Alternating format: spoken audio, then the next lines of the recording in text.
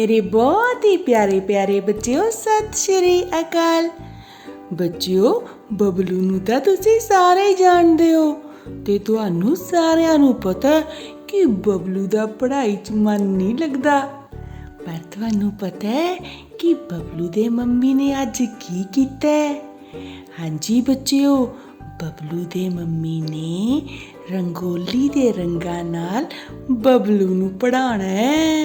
प्यारे बच्चों, देखो बबलू दे मम्मी ने रंगोली दे रंग ट्रे विच पा लए हन ते कुल्फी दे तीले नाल बबलू इस रंग विच अखर लिखेगा।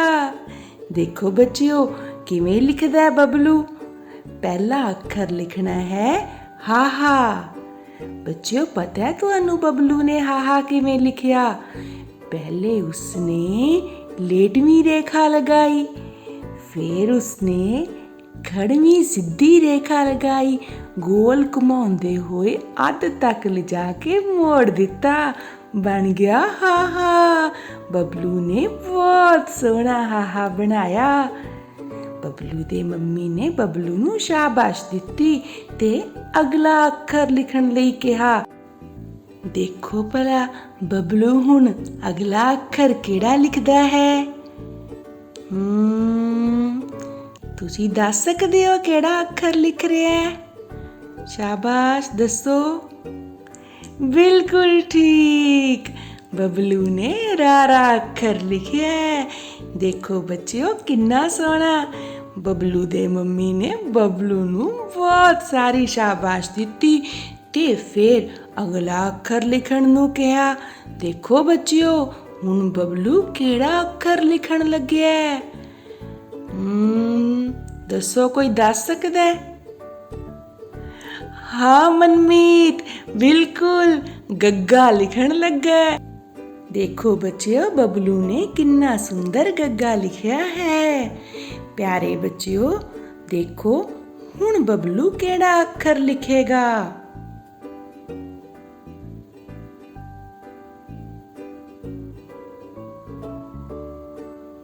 ਕਿਹੜਾ ਲਿਖਿਆ ਜੀ? ਜਸਮੀਤ ਤੁਸੀਂ ਦੱਸੋ। ਹਾਂਜੀ ਹੁਣ ਲਿਖਿਆ ਕੱਕਾ। ਦੇਖੋ ਬੱਚਿਓ ਤੁਸੀਂ ਵੀ ਇਸ ਤਰ੍ਹਾਂ ਅੱਖਰ ਲਿਖਣ ਦਾ ਅਭਿਆਸ ਕਰ ਸਕਦੇ ਹੋ ਰੰਗੋਲੀ ਦੇ ਰੰਗਾਂ ਨਾਲ ਤੇ ਕੁਲਫੀ ਦੇ ਤੀਲਿਆਂ ਨਾਲ। ਹੈ ਨਾ ਬੜਾ ਮਜ਼ੇਦਾਰ?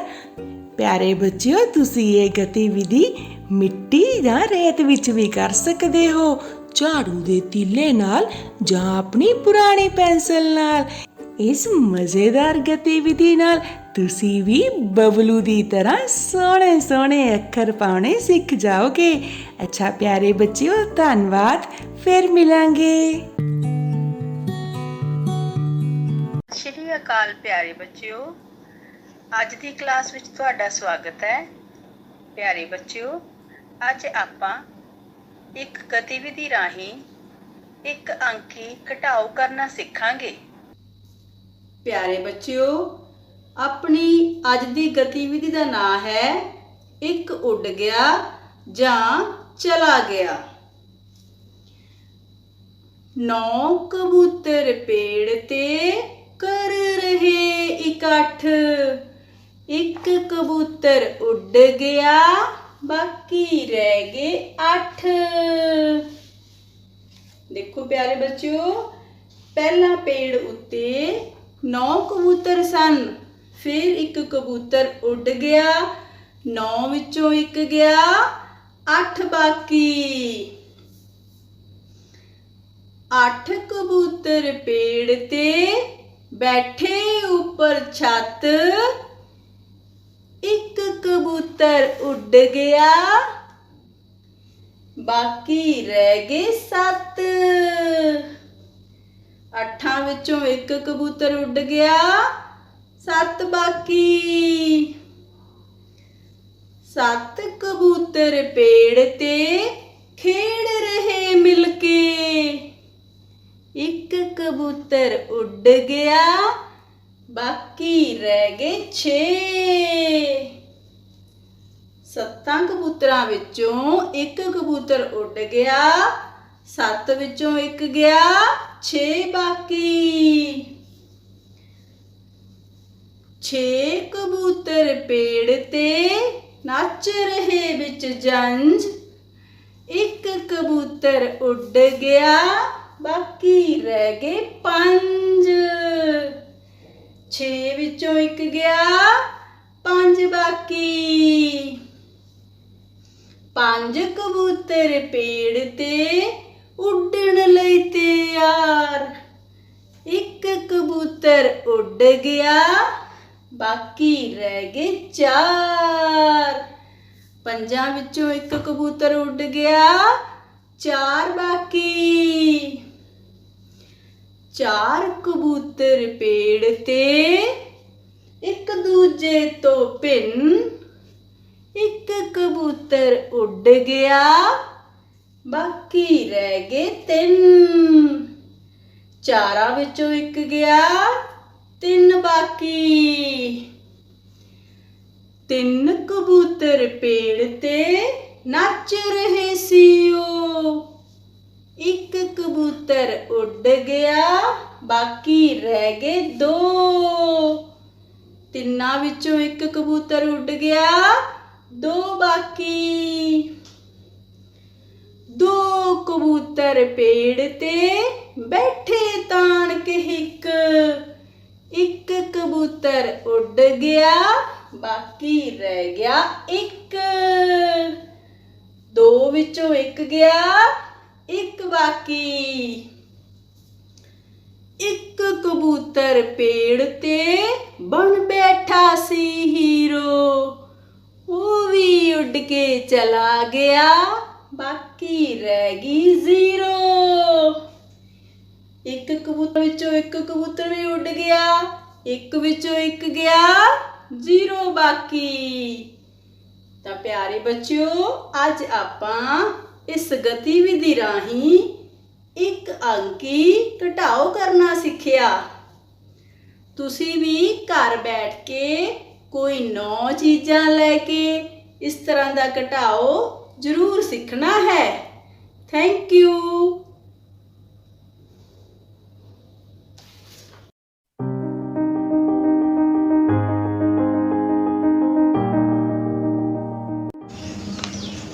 Hello kids, look at this picture and tell me what is this? Very good, this is a house. Let's see what is there in the house.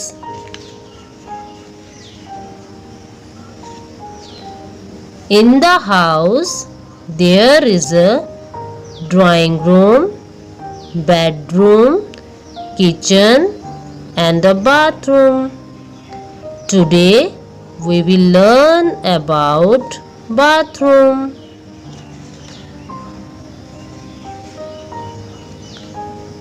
This is a bathroom. Let's see what is there in the bathroom. In the bathroom, we have all these things. Now, we will identify them one by one. So, let's start. In the bathroom, we have a tap,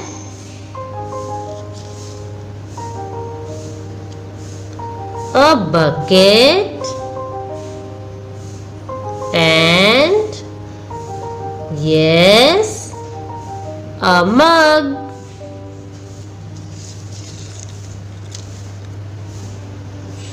Toothpaste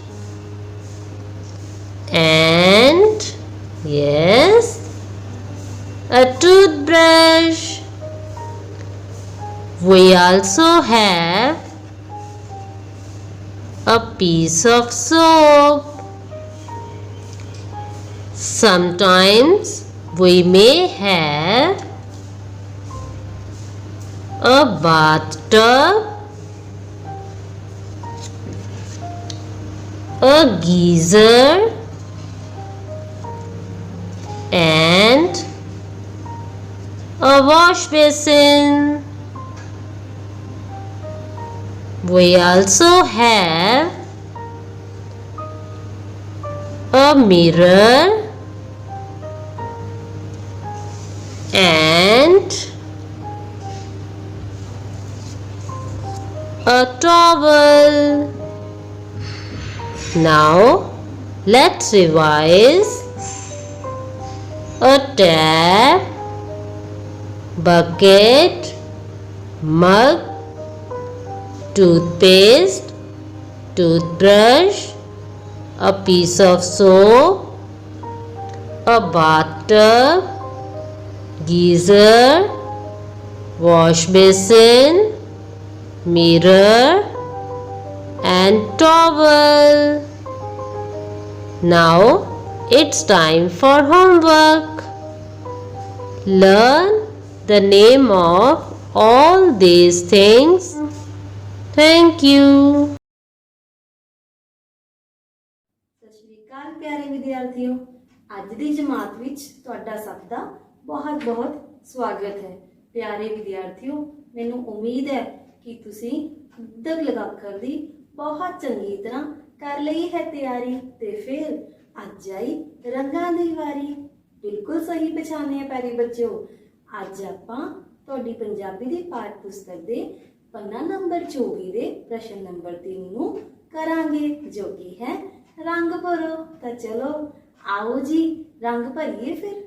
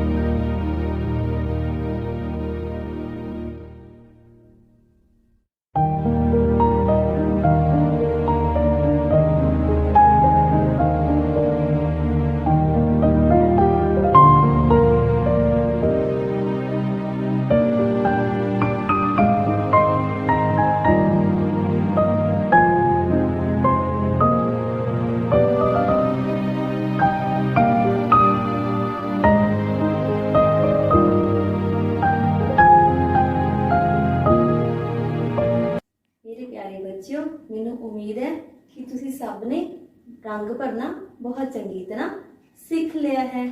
ਹੁਣ ਤੁਸੀਂ ਆਪਣੀ ਪੰਜਾਬੀ ਦੀ ਪਾਠ ਪੁਸਤਕ ਦੇ ਪੰਨਾ number 24 ਦੇ ਪ੍ਰਸ਼ਨ number 3 ਵਿੱਚ ਆਪ ਰੰਗ ਭਰਨੇ ਹਨ ਤੇ ਆਪਣੇ ਅਧਿਆਪਕ ਜੀ ਨੂੰ ਚੈੱਕ ਵੀ ਕਰਾਉਣਾ ਹੈ।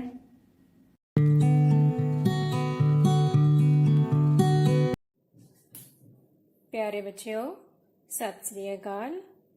ਤੁਸੀਂ 100 ਤੱਕ ਗਿਣਤੀ ਪੜ੍ਹਨਾ ਤੇ ਲਿਖਣਾ ਸਿੱਖ ਚੁੱਕੇ ਹੋ। ਅੱਜ ਆਪਾਂ ਕਰਾਂਗੇ ਪੰਨਾ ਨੰਬਰ 37 ਤੇ 10-10 ਦੀ ਛਲਾਂਗ ਨਾਲ ਗਿਣਤੀ।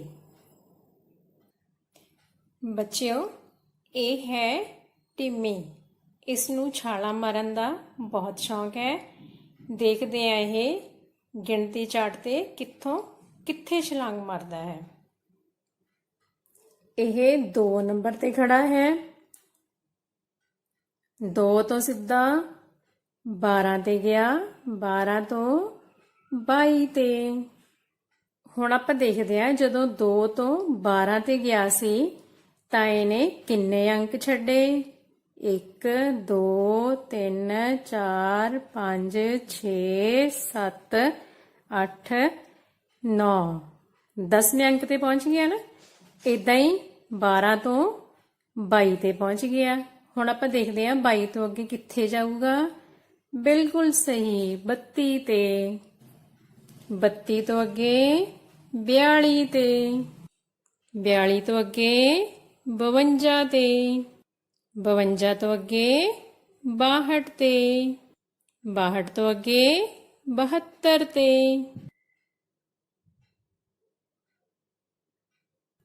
ਹੁਣ ਦੇਖੀਏ ਬੱਚਿਓ ਟਿੰਮੀ ਕਿੱਥੇ ਖੜਾ। ਹੁਣ ਇਹ ਖੜਾ 3 ਤੇ। 3 ਤੋਂ ਸਿੱਧਾ 13 ਤੇ। 13 ਤੋਂ 23 ਤੇ। 23 ਤੋਂ ਅੱਗੇ ਕਿੱਥੇ ਜਾਊਗਾ ਇਹ? 33 ਤੇ। 33 ਤੋਂ ਬਾਅਦ ਵੈਰੀ ਗੁੱਡ 43 ਤੇ। 43 ਤੋਂ ਬਾਅਦ 53 ਤੇ। 53 ਤੋਂ ਬਾਅਦ 63 ਤੇ। 63 ਤੋਂ ਬਾਅਦ 73 ਤੇ ਪਹੁੰਚ ਗਿਆ। ਹੁਣ ਦੇਖੋ ਬੱਚਿਓ, ਹੁਣ ਟਿੰਮੀ ਕਿੱਥੇ ਖੜਾ? ਹੁਣ ਉਹ ਖੜਾ 5 ਤੇ। ਇੱਥੋਂ 10 ਦੀ ਛਾਲ ਮਾਰ ਕੇ ਜਾਊਗਾ 15 ਤੇ, ਫਿਰ 25 ਤੇ, ਫਿਰ 35 ਤੇ। Very good. ਫਿਰ 45 ਤੇ। ਉਸ ਤੋਂ ਬਾਅਦ 55 ਤੇ, ਫਿਰ 65 ਤੇ। 65 ਤੋਂ ਬਾਅਦ 75 ਤੇ। ਟਿੰਮੀ ਤਾਂ ਹਜੇ ਵੀ ਛਾਲਾਂ ਮਾਰੀ ਜਾਂਦਾ। ਹੁਣ ਉਹ ਫੇਰ 7 ਤੇ ਖੜ ਗਿਆ। 7 ਤੋਂ ਸਿੱਧਾ 17 ਤੇ। 17 ਤੋਂ 27 ਤੇ। ਹੁਣ ਕਿੱਥੇ ਜਾਊਗਾ? 37 ਤੇ। 37 ਤੋਂ ਬਾਅਦ 47 ਤੇ। 47 ਤੋਂ ਬਾਅਦ 57 ਤੇ। 57 ਤੋਂ ਬਾਅਦ 67 ਤੇ। 67 ਤੋਂ ਬਾਅਦ 77 ਤੇ। ਹੁਣ ਦੇਖੀਏ ਬੱਚਿਓ ਟਿੰਮੀ ਹੁਣ ਕਿੱਥੇ ਆ? ਹੁਣ ਉਹ ਹੈਗਾ 8 ਤੇ। 8 ਤੋਂ ਸਿੱਧਾ ਪਹੁੰਚ ਗਿਆ 18 ਤੇ। 18 ਤੋਂ ਪਹੁੰਚ ਗਿਆ 28 ਤੇ। 28 ਤੋਂ 38 ਤੇ। 38 ਤੋਂ 48 ਤੇ। 48 ਤੋਂ 58 ਤੇ। 58 ਤੋਂ 68 ਤੇ। 68 ਤੋਂ 78 ਤੇ। ਹੁਣ ਦੇਖੀਏ ਟਿੰਮੀ ਕਿੱਥੋਂ ਛਾਲ ਮਾਰੂਗਾ। 10 ਤੇ ਖੜਾ। 10 ਤੋਂ ਸਿੱਧਾ 20 ਤੇ। 20 ਤੋਂ 30 ਤੇ। Very good. 30 ਤੋਂ ਗਿਆ 40 ਤੇ। 40 ਤੋਂ 50 ਤੇ। 50 ਤੋਂ 60 ਤੇ। 60 ਤੋਂ 70 ਤੇ। 70 ਤੋਂ 80 ਤੇ ਪਹੁੰਚ ਗਿਆ। ਸੋ ਬੱਚਿਓ, ਇਹ ਸੀ 10-10 ਦੀ ਛਲਾਂਗ ਨਾਲ ਗਿਣਤੀ। ਤੁਸੀਂ ਸੁੰਦਰ ਸੁੰਦਰ ਲਿਖਾਈ 'ਚ ਕਾਪੀਆਂ ਤੇ ਕਰ ਲੈਣਾ। ਧੰਨਵਾਦ।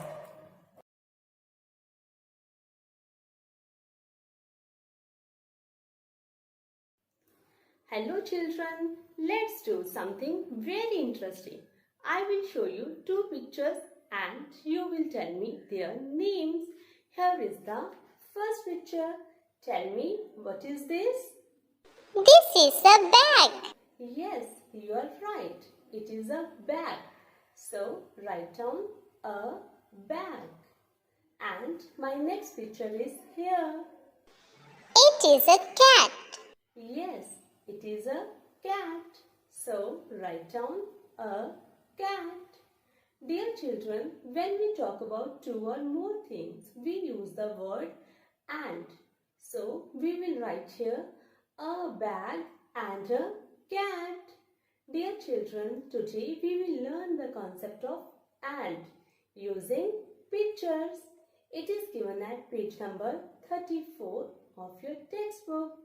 So let's begin. Dear children, I will show you two pictures every time and you will write the phrase using and. The first set of pictures is here. We will write a car and a van. Okay? The next set is here. Come on, who will tell me what to write? Yes, ma'am. We will write a cap and a hat. That's good. The next set of pictures is here. Come on, write down the phrase. A rat and a cat. Very good. A rat and a cat. The next set is Ma'am, we will write a pan and a can. good. The next one is Ma'am, it is a bat and a mat. that's good. A bat and a mat. The next set of pictures is Yes, ma'am, I know. A bag and a map. very good. A bag and a map. Well done, children. We have learned use of and. Now let's note down homework. For your homework, do page number 34 in your notebooks. Draw pictures and write the phrases. And I am also giving some more sets of pictures. And you have to write phrases for these sets also. Sat Sri ਅਕਾਲ। ਅੱਜ ਦਾ ਸਾਡਾ ਵਿਸ਼ਾ ਜਮਾਤ ਤੀਜੀ ਦੀ ਪੰਜਾਬੀ ਦੀ ਪਾਠ ਪੁਸਤਕ ਵਿੱਚੋਂ ਲਿਆ ਗਿਆ ਹੈ। ਪਾਠ ਨੰਬਰ 6 ਰੇਲ ਗੱਡੀ ਆਈ। ਤੁਸੀਂ ਇਸ ਕਵਿਤਾ ਵਿੱਚ ਪੜ੍ਹਿਆ ਹੈ ਕਿ ਕਿਸ ਤਰ੍ਹਾਂ ਬੱਚੇ ਆਪਸ ਵਿੱਚ ਰੇਲ ਗੱਡੀ ਬਣਾ ਕੇ ਇੱਕ ਖੇਡ ਖੇਡਦੇ ਹਨ। ਇਹ ਕਵਿਤਾ ਤੁਸੀਂ ਪੜ੍ਹ ਚੁੱਕੇ ਹੋ। ਅੱਜ ਅਸੀਂ ਇਸ ਕਵਿਤਾ ਵਿੱਚੋਂ ਪਾਠ ਅਭਿਆਸ ਕਰਾਂਗੇ।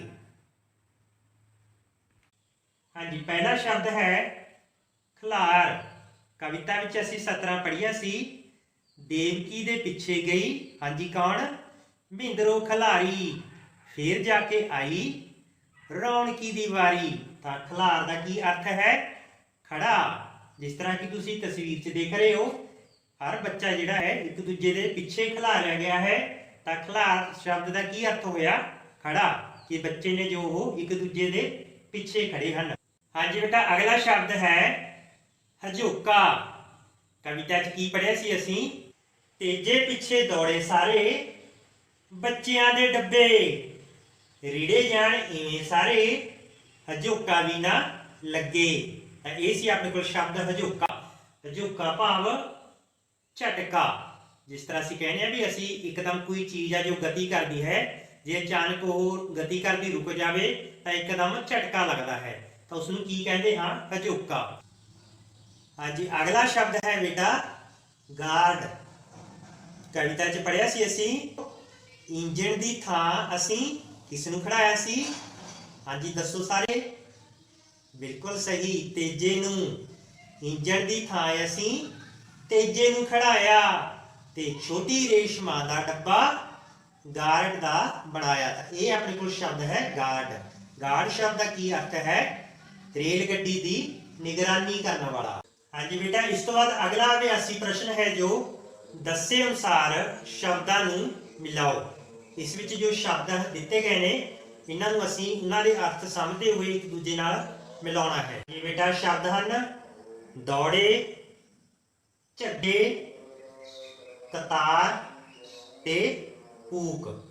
ਇਹਨਾਂ ਦੇ ਸਾਹਮਣੇ ਸ਼ਬਦ ਦਿੱਤੇ ਗਏ ਨੇ, ਅਸੀਂ ਇਹਨਾਂ ਦਾ ਆਪਸੀ ਅਰਥ ਦੇਖ ਕੇ ਕਿ ਕਿਹੜਾ ਸ਼ਬਦ ਕਿਸ ਸ਼ਬਦ ਨਾਲ ਮੇਲ ਖਾਂਦਾ ਹੈ ਉਸ ਨਾਲ ਉਸ ਨੂੰ ਮਿਲਾਉਣਾ ਹੈ।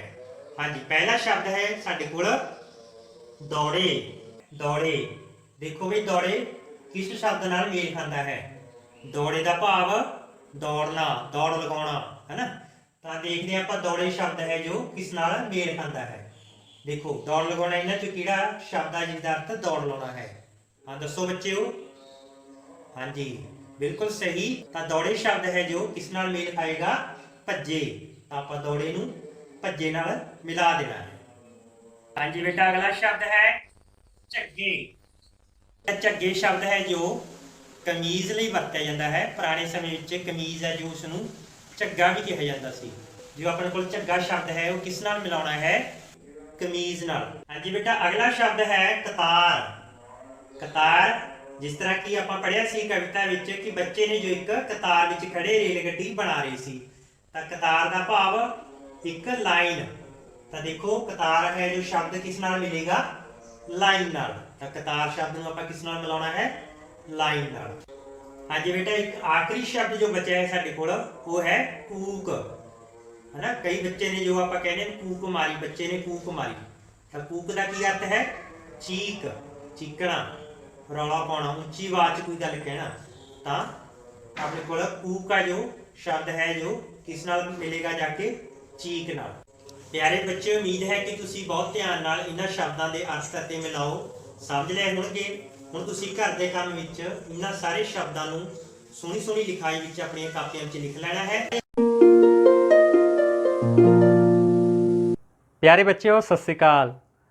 ਅੱਜ ਆਪਾਂ ਕਰੰਸੀ ਨੋਟਾਂ ਦੇ ਨਾਲ ਇੱਕ ਸੰਖਿਆ ਨੂੰ ਤੋੜ ਕੇ, ਦੋਵੇਂ ਸੰਖਿਆਵਾਂ ਤੋੜ ਕੇ 10-10 ਦੇ ਜੋੜੇ ਬਣਾ ਕੇ ਗਿਣਤੀ ਕਰਦੇ ਹੋਏ ਜੋੜ ਕਰਨ ਦੀਆਂ ਵੱਖ-ਵੱਖ ਵਿਧੀਆਂ ਬਾਰੇ ਸਿੱਖਾਂਗੇ। ਬੱਚਿਓ, ਸੰਦੀਪ ਦੇ ਪਿਤਾ ਜੀ ਨੇ ਉਸ ਨੂੰ 64 ਰੁਪਏ ਦਿੱਤੇ, 10 ਦੇ 6 ਨੋਟ ਅਤੇ 1 ਦੇ 4 ਨੋਟ, 60 4 64।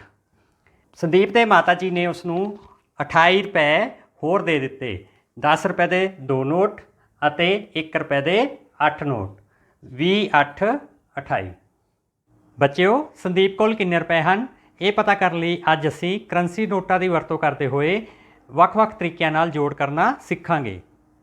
ਬੱਚਿਓ, ਆਓ ਦੇਖੀਏ 28 ਰੁਪਏ ਨੂੰ ਅਸੀਂ ਹੋਰ ਕਿਸ ਤਰ੍ਹਾਂ ਰੱਖ ਸਕਦੇ ਹਾਂ। 10 10 8, 64 ਅਤੇ 10 ਰੁਪਏ ਮਿਲ ਕੇ 74 ਰੁਪਏ ਬਣਨਗੇ। 64 ਜਮਾ 10 74। ਬੱਚਿਓ, 74 ਅਤੇ ਹੋਰ 10 ਰੁਪਏ ਮਿਲ ਕੇ ਬਣਨਗੇ 84। 74 ਜਮਾ 10 84। ਬੱਚਿਓ, 84 ਵਿੱਚ 8 ਰੁਪਏ ਹੋਰ ਮਿਲ ਕੇ 92 ਰੁਪਏ ਬਣਨਗੇ। 84 ਜਮਾ 8 ਬਰਾਬਰ 92। ਇਸ ਤਰ੍ਹਾਂ ਸੰਦੀਪ ਕੋਲ ਸਾਰੇ 92 ਰੁਪਏ ਹਨ। ਬੱਚਿਓ, ਆਓ ਦੇਖੀਏ 28 ਰੁਪਏ ਦੇ ਕਰੰਸੀ ਨੋਟਾਂ ਨੂੰ ਅਸੀਂ ਹੋਰ ਕਿਸ ਤਰ੍ਹਾਂ ਰੱਖ ਸਕਦੇ ਹਾਂ। 20 8 28। ਬੱਚਿਓ, 64 ਰੁਪਏ ਵਿੱਚ 20 ਰੁਪਏ ਹੋਰ ਮਿਲ ਗਏ ਤਾਂ ਕਿੰਨੇ ਰੁਪਏ ਬਣਨਗੇ? 84। 64 ਜਮਾ 20 ਬਰਾਬਰ 84। ਬੱਚਿਓ, 84 ਰੁਪਏ ਹੋਰ 8 ਮਿਲ ਕੇ ਬਣਨਗੇ 92। 84 ਜਮਾ 8 ਬਰਾਬਰ 92। ਇਸ ਤਰ੍ਹਾਂ ਸੰਦੀਪ ਕੋਲ ਸਾਰੇ ਰੁਪਏ 92 ਹਨ। ਬੱਚਿਓ, ਆਓ ਦੇਖੀਏ 64 ਅਤੇ 28 ਦੇ ਕਰੰਸੀ ਨੋਟਾਂ ਨੂੰ ਹੋਰ ਕਿਸ ਰੂਪ ਵਿੱਚ ਰੱਖ ਸਕਦੇ ਹਾਂ। 60 4 64 20 8 28। ਬੱਚਿਓ, ਹੁਣ ਅਸੀਂ 10 ਰੁਪਏ ਦੇ ਕਰੰਸੀ ਨੋਟ ਇੱਕ ਪਾਸੇ ਇਕੱਠੇ ਕਰ ਦਿੰਦੇ ਹਾਂ ਅਤੇ 1 ਰੁਪਏ ਦੇ ਕਰੰਸੀ ਨੋਟ ਦੂਸਰੇ ਪਾਸੇ ਇਕੱਠੇ ਕਰ ਦਿੰਦੇ ਹਾਂ। ਬੱਚਿਓ, 60 ਰੁਪਏ ਵਿੱਚ 20 ਰੁਪਏ ਹੋਰ ਮਿਲ ਜਾਣ ਤਾਂ ਇਹ ਬਣ ਜਾਣਗੇ 80 ਰੁਪਏ।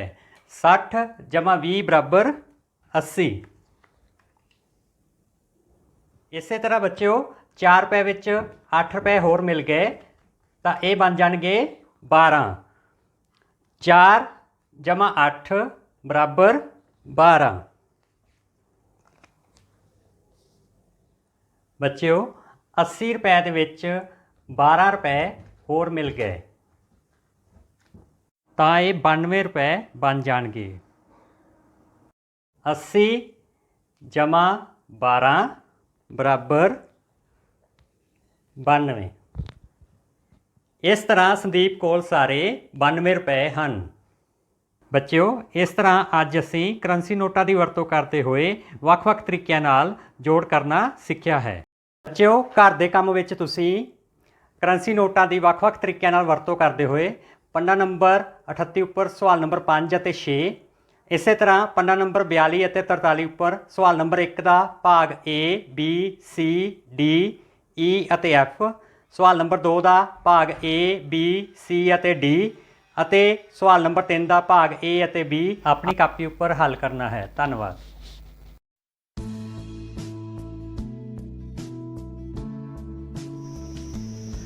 Hello kids, today we are going to learn about doing words. Doing words. Let's see what are they doing.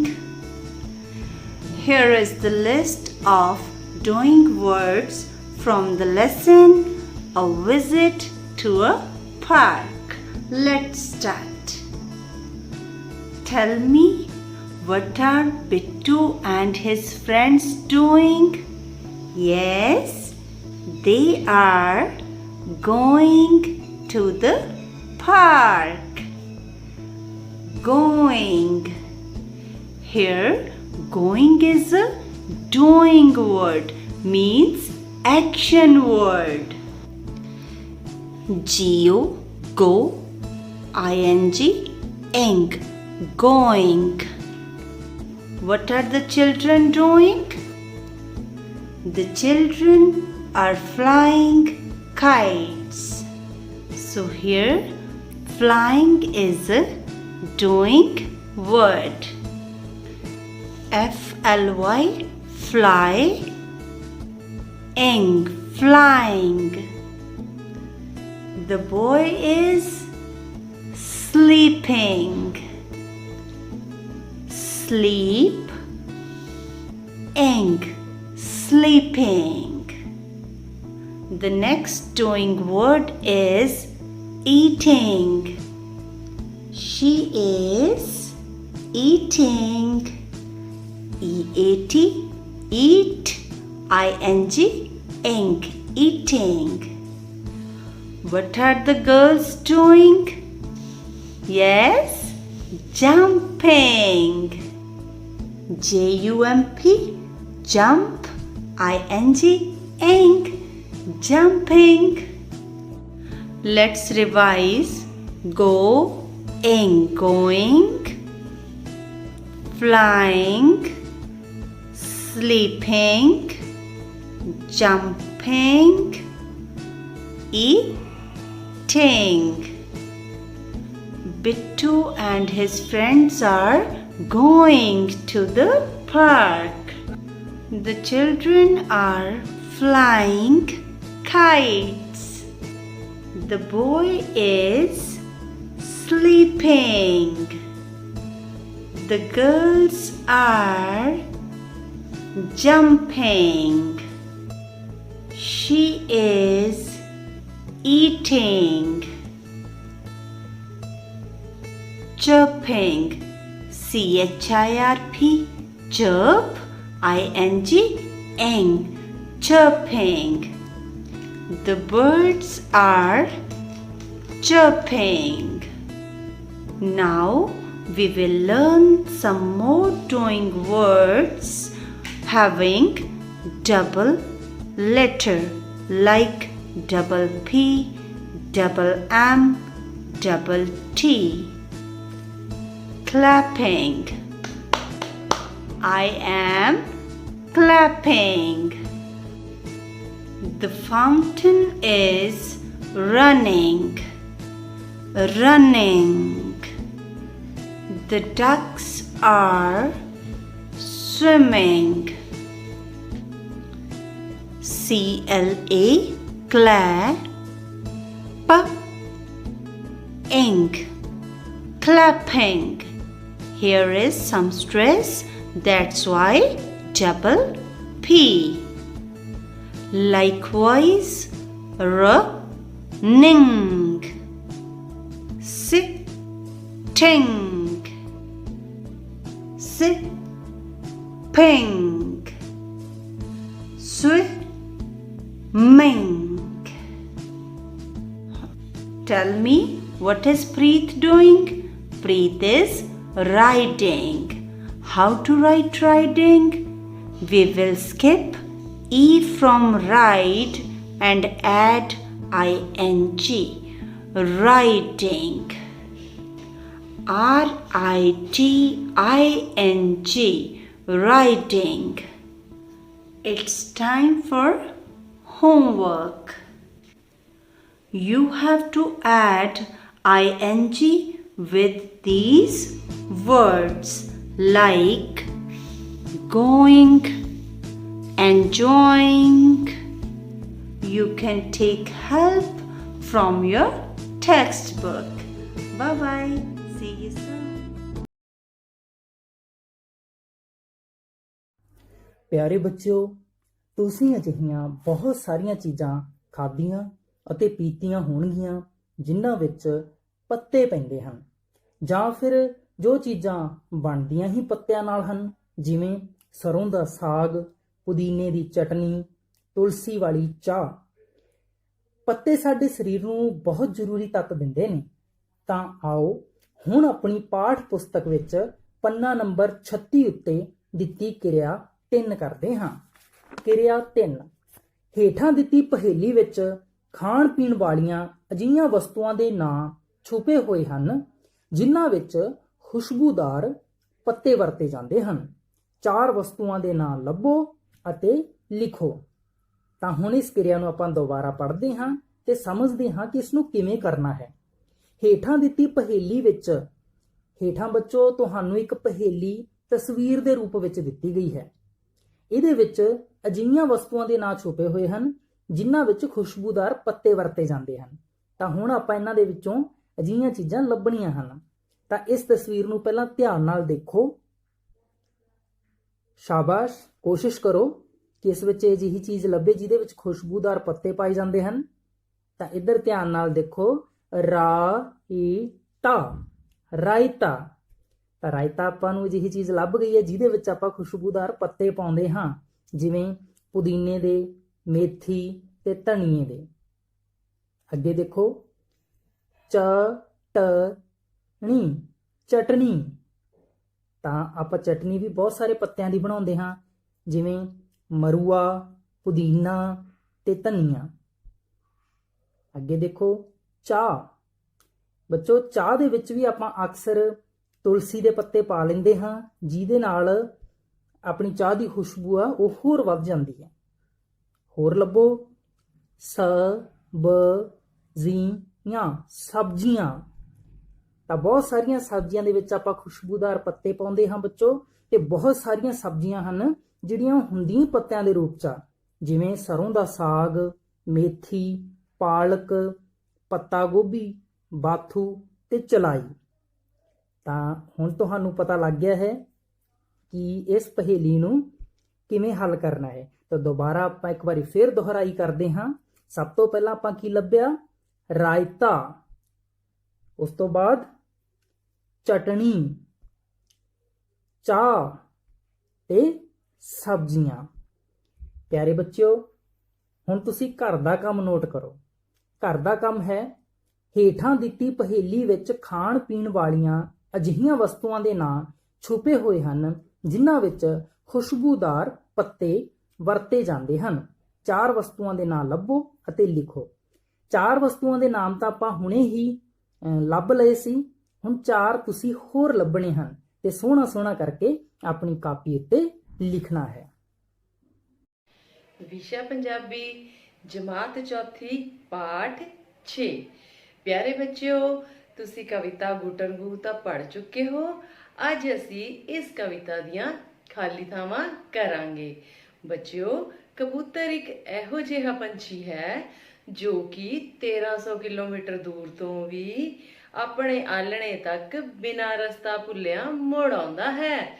ਤਾਂ ਆਓ ਖਾਲੀ ਥਾਵਾਂ ਸ਼ੁਰੂ ਕਰੀਏ। ਢੁਕਵੇਂ ਸ਼ਬਦ ਚੁਣ ਕੇ ਖਾਲੀ ਥਾਵਾਂ ਭਰੋ। ਬੱਚਿਓ, ਇਹ ਕੁਝ ਸ਼ਬਦ ਹਨ, ਇਹਨਾਂ ਨੂੰ ਤੁਸੀਂ ਹੇਠ ਲਿਖੀਆਂ ਖਾਲੀ ਥਾਵਾਂ ਵਿੱਚ ਭਰਨਾ ਹੈ। ਸਾਡਾ ਪਹਿਲਾ ਵਾਕ ਹੈ, ਕਬੂਤਰ ਦੇ ਖੰਭ ਖਾਲੀ ਥਾਂ ਹੁੰਦੇ ਹਨ। ਹਾਂਜੀ ਬੱਚਿਓ, ਇਸ ਤਸਵੀਰ ਵਿੱਚ ਦੇਖੋ, ਕਬੂਤਰ ਦੇ ਖੰਭ ਲਾਲ, ਚਿੱਟੇ। ਇਸ ਤਸਵੀਰ ਵਿੱਚ ਕਬੂਤਰ ਦੇ ਖੰਭ ਸਲੇਟੀ। ਇਸ ਤਸਵੀਰ ਵਿੱਚ ਕਬੂਤਰ ਦੇ ਖੰਭ ਚਿੱਟੇ, ਕਾਲੇ, ਭੂਰੇ। ਤਾਂ ਕਬੂਤਰ ਦੇ ਖੰਭ ਕਿਸ ਤਰ੍ਹਾਂ ਦੇ ਹੁੰਦੇ ਹਨ? ਰੰਗ ਬਿਰੰਗੇ। ਇਸ ਵਿੱਚ ਅਸੀਂ ਭਰ ਦਾਂਗੇ ਰੰਗ ਬਿਰੰਗੇ। ਕਬੂਤਰ ਦੇ ਖੰਭ ਰੰਗ ਬਿਰੰਗੇ ਹੁੰਦੇ ਹਨ। ਸਾਡਾ ਦੂਸਰਾ ਵਾਕ ਹੈ, ਲਾਲ ਬਿੰਦਾ ਲੋਟਣ ਗੋਲਾ। ਖਾਲੀ ਥਾਂ ਦੇ ਵੱਖ-ਵੱਖ ਨਾਂ ਹਨ। ਕਿਸ ਦੇ ਨਾਂ ਹਨ ਬੱਚਿਓ? ਇਹ ਕਬੂਤਰ ਦੇ। ਤਾਂ ਅਸੀਂ ਕਬੂਤਰ ਇੱਥੇ ਭਰਤਾ। ਲਾਲ ਬਿੰਦਾ ਲੋਟਣ ਗੋਲਾ ਕਬੂਤਰ ਦੇ ਵੱਖ-ਵੱਖ ਨਾਂ ਹਨ। ਤੀਸਰਾ ਵਾਕ ਹੈ, ਕਬੂਤਰ ਖਾਲੀ ਥਾਂ ਦਾ ਗੀਤ ਗਾਉਂਦਾ ਹੈ। ਬੱਚਿਓ, ਇਹ ਤਸਵੀਰ ਧਿਆਨ ਨਾਲ ਦੇਖੋ। ਇਸ ਤਸਵੀਰ ਵਿੱਚ ਕਬੂਤਰ ਨੂੰ ਸ਼ਾਂਤੀ ਦੇ ਪ੍ਰਤੀਕ ਵਜੋਂ ਦਰਸਾਇਆ ਗਿਆ ਹੈ। ਤਾਂ ਕਬੂਤਰ ਨੂੰ ਅਮਨ ਅਤੇ ਸ਼ਾਂਤੀ ਦਾ ਪ੍ਰਤੀਕ ਮੰਨਿਆ ਜਾਂਦਾ ਹੈ। ਅਸੀਂ ਇਸ ਖਾਲੀ ਥਾਂ ਵਿੱਚ ਭਰਾਂਗੇ ਅਮਨ। ਕਬੂਤਰ ਅਮਨ ਦਾ ਗੀਤ ਗਾਉਂਦਾ ਹੈ। ਸਾਡਾ ਅਗਲਾ ਵਾਕ ਹੈ, ਕਬੂਤਰ ਮਨਾਂ ਵਿੱਚੋਂ ਖਾਲੀ ਥਾਂ ਕੱਢਣ ਦਾ ਸੰਦੇਸ਼ ਦਿੰਦਾ ਹੈ। ਹਾਂਜੀ ਬੱਚਿਓ, ਕੀ ਕੱਢਣ ਦਾ ਸੰਦੇਸ਼ ਦਿੰਦਾ ਹੈ? ਸ਼ਾਬਾਸ਼, ਨਫ਼ਰਤ ਕੱਢਣ ਦਾ। ਕੀ ਕੱਢਣ ਦਾ? ਨਫ਼ਰਤ। ਕਬੂਤਰ ਮਨਾਂ ਵਿੱਚੋਂ ਨਫ਼ਰਤ ਕੱਢਣ ਦਾ ਸੰਦੇਸ਼ ਦਿੰਦਾ ਹੈ। ਸਾਡਾ ਪੰਜਵਾਂ ਵਾਕ ਹੈ, ਪੁਰਾਣੇ ਸਮੇਂ ਵਿੱਚ ਖੁਸ਼ੀ ਅਤੇ ਗਮੀ ਦੇ ਖਾਲੀ ਥਾਂ ਪਹੁੰਚਾਉਣ ਦਾ ਕੰਮ ਕਬੂਤਰ ਤੋਂ ਲਿਆ ਜਾਂਦਾ ਸੀ। ਬੱਚਿਓ, ਪੁਰਾਣੇ ਸਮੇਂ ਵਿੱਚ ਕੋਈ ਵੀ ਡਾਕੀਆ ਨਹੀਂ ਹੁੰਦਾ ਸੀ ਤੇ ਨਾ ਹੀ ਕੋਈ ਡਾਕਖਾਨਾ ਹੁੰਦਾ ਸੀ। ਉਸ ਸਮੇਂ ਕਬੂਤਰ ਹੀ ਡਾਕੀਏ ਦਾ ਕੰਮ ਕਰਦਾ ਸੀ, ਭਾਵ ਖੁਸ਼ੀ ਗਮੀ ਦੇ ਸੰਦੇਸ਼ ਪਹੁੰਚਾਉਂਦਾ ਸੀ। ਇਸ ਤਸਵੀਰ ਵਿੱਚ ਦੇਖੋ ਬੱਚਿਓ, ਇਸ ਦੇ ਖੰਭਾਂ ਤੇ ਇੱਕ ਸੰਦੇਸ਼ ਬੰਨਿਆ ਹੋਇਆ ਹੈ। ਤਾਂ ਉਸ ਸਮੇਂ ਸੰਦੇਸ਼ ਪਹੁੰਚਾਉਣ ਦਾ ਕੰਮ ਕਿਸ ਦਾ ਹੁੰਦਾ ਸੀ? ਕਬੂਤਰ ਦਾ। ਤਾਂ ਇਸ ਵਾਕ ਵਿੱਚ ਅਸੀਂ ਭਰਾਂਗੇ ਸੰਦੇਸ਼। ਪੁਰਾਣੇ ਸਮੇਂ ਵਿੱਚ ਖੁਸ਼ੀ ਅਤੇ ਗਮੀ ਦੇ ਸੰਦੇਸ਼ ਪਹੁੰਚਾਉਣ ਦਾ ਕੰਮ ਕਬੂਤਰ ਤੋਂ ਲਿਆ ਜਾਂਦਾ ਸੀ। ਸਾਡਾ 6ਵਾਂ ਵਾਕ ਹੈ, ਕਬੂਤਰ ਖਾਲੀ ਥਾਂ ਕਰਦਾ ਹੈ। ਕੀ ਕਰਦਾ ਹੈ ਬੱਚਿਓ? ਕਿਹੜੀ ਆਵਾਜ਼ ਕਰਦਾ ਹੈ ਕਬੂਤਰ? ਗੁਟਰਗੂ। ਤਾਂ ਇਸ ਵਿੱਚ ਅਸੀਂ ਭਰਾਂਗੇ, ਕਬੂਤਰ ਗੁਟਰਗੂ ਕਰਦਾ ਹੈ। ਸਾਡਾ 7ਵਾਂ ਵਾਕ ਹੈ, ਕਬੂਤਰ ਸਭ ਨੂੰ ਖਾਲੀ ਥਾਂ ਰਹਿਣਾ ਸਿਖਾਉਂਦਾ ਹੈ। ਤਾਂ ਬੱਚਿਓ, ਤੁਹਾਨੂੰ ਕਾਵਿ ਸਤਰਾਂ ਯਾਦ ਹੋਣਗੀਆਂ। ਰਲ ਕੇ ਰਹਿਣਾ ਮੈਥੋਂ ਸਿੱਖੋ, ਮਨ ਚੋਂ ਕੱਢੋ ਨਫ਼ਰਤ ਨੂੰ। ਤਾਂ ਇਸ ਵਿੱਚ ਅਸੀਂ ਭਰਾਂਗੇ ਰਲ ਕੇ। ਕਬੂਤਰ ਸਭ ਨੂੰ ਰਲ ਕੇ ਰਹਿਣਾ ਸਿਖਾਉਂਦਾ ਹੈ। ਬੱਚਿਓ, ਤੁਸੀਂ ਵੀ ਰਲ ਕੇ ਰਹਿਣਾ ਹੈ, ਆਪਣੇ ਭੈਣ ਭਰਾਵਾਂ ਨਾਲ, ਆਪਣੇ ਸਾਥੀਆਂ ਨਾਲ। ਪਿਆਰੇ ਬੱਚਿਓ, ਤੁਸੀਂ ਇਹਨਾਂ ਖਾਲੀ ਥਾਵਾਂ ਨੂੰ ਸੁੰਦਰ ਲਿਖਾਈ ਦੇ ਵਿੱਚ ਕਰਕੇ ਆਪਣੇ ਅਧਿਆਪਕ ਜੀ ਤੋਂ ਚੈੱਕ ਵੀ ਕਰਵਾਉਣਾ ਹੈ। ਠੀਕ ਹੈ ਬੱਚਿਓ, ਧੰਨਵਾਦ। ਸਤਿ ਸ਼੍ਰੀ ਅਕਾਲ ਪਿਆਰੇ ਬੱਚਿਓ। ਪਿਆਰੇ ਬੱਚਿਓ, ਚੌਥੀ ਸ਼੍ਰੇਣੀ ਦੇ ਗਣਿਤ ਦੀ ਦੁਨੀਆ ਦੇ ਪੇਜ ਨੰਬਰ 35 ਦਾ ਸਵਾਲ ਨੰਬਰ 5 ਸਮਝਦੇ ਹਾਂ।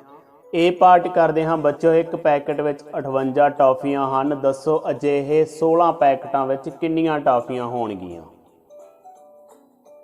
ਤਾਂ ਪਿਆਰੇ ਬੱਚਿਓ, ਸਭ ਤੋਂ ਪਹਿਲਾਂ ਆਪਾਂ ਲਿਖਦੇ ਹਾਂ ਇੱਕ ਪੈਕੇਟ ਵਿੱਚ ਟੌਫੀਆਂ ਦੀ ਗਿਣਤੀ, ਤਾਂ ਆਪਣੇ ਕੋਲ 58 ਹੈ। ਪੈਕਟਾਂ ਦੀ ਗਿਣਤੀ ਆਪਣੇ ਕੋਲ ਹੈ ਪਿਆਰੇ ਬੱਚਿਓ 16।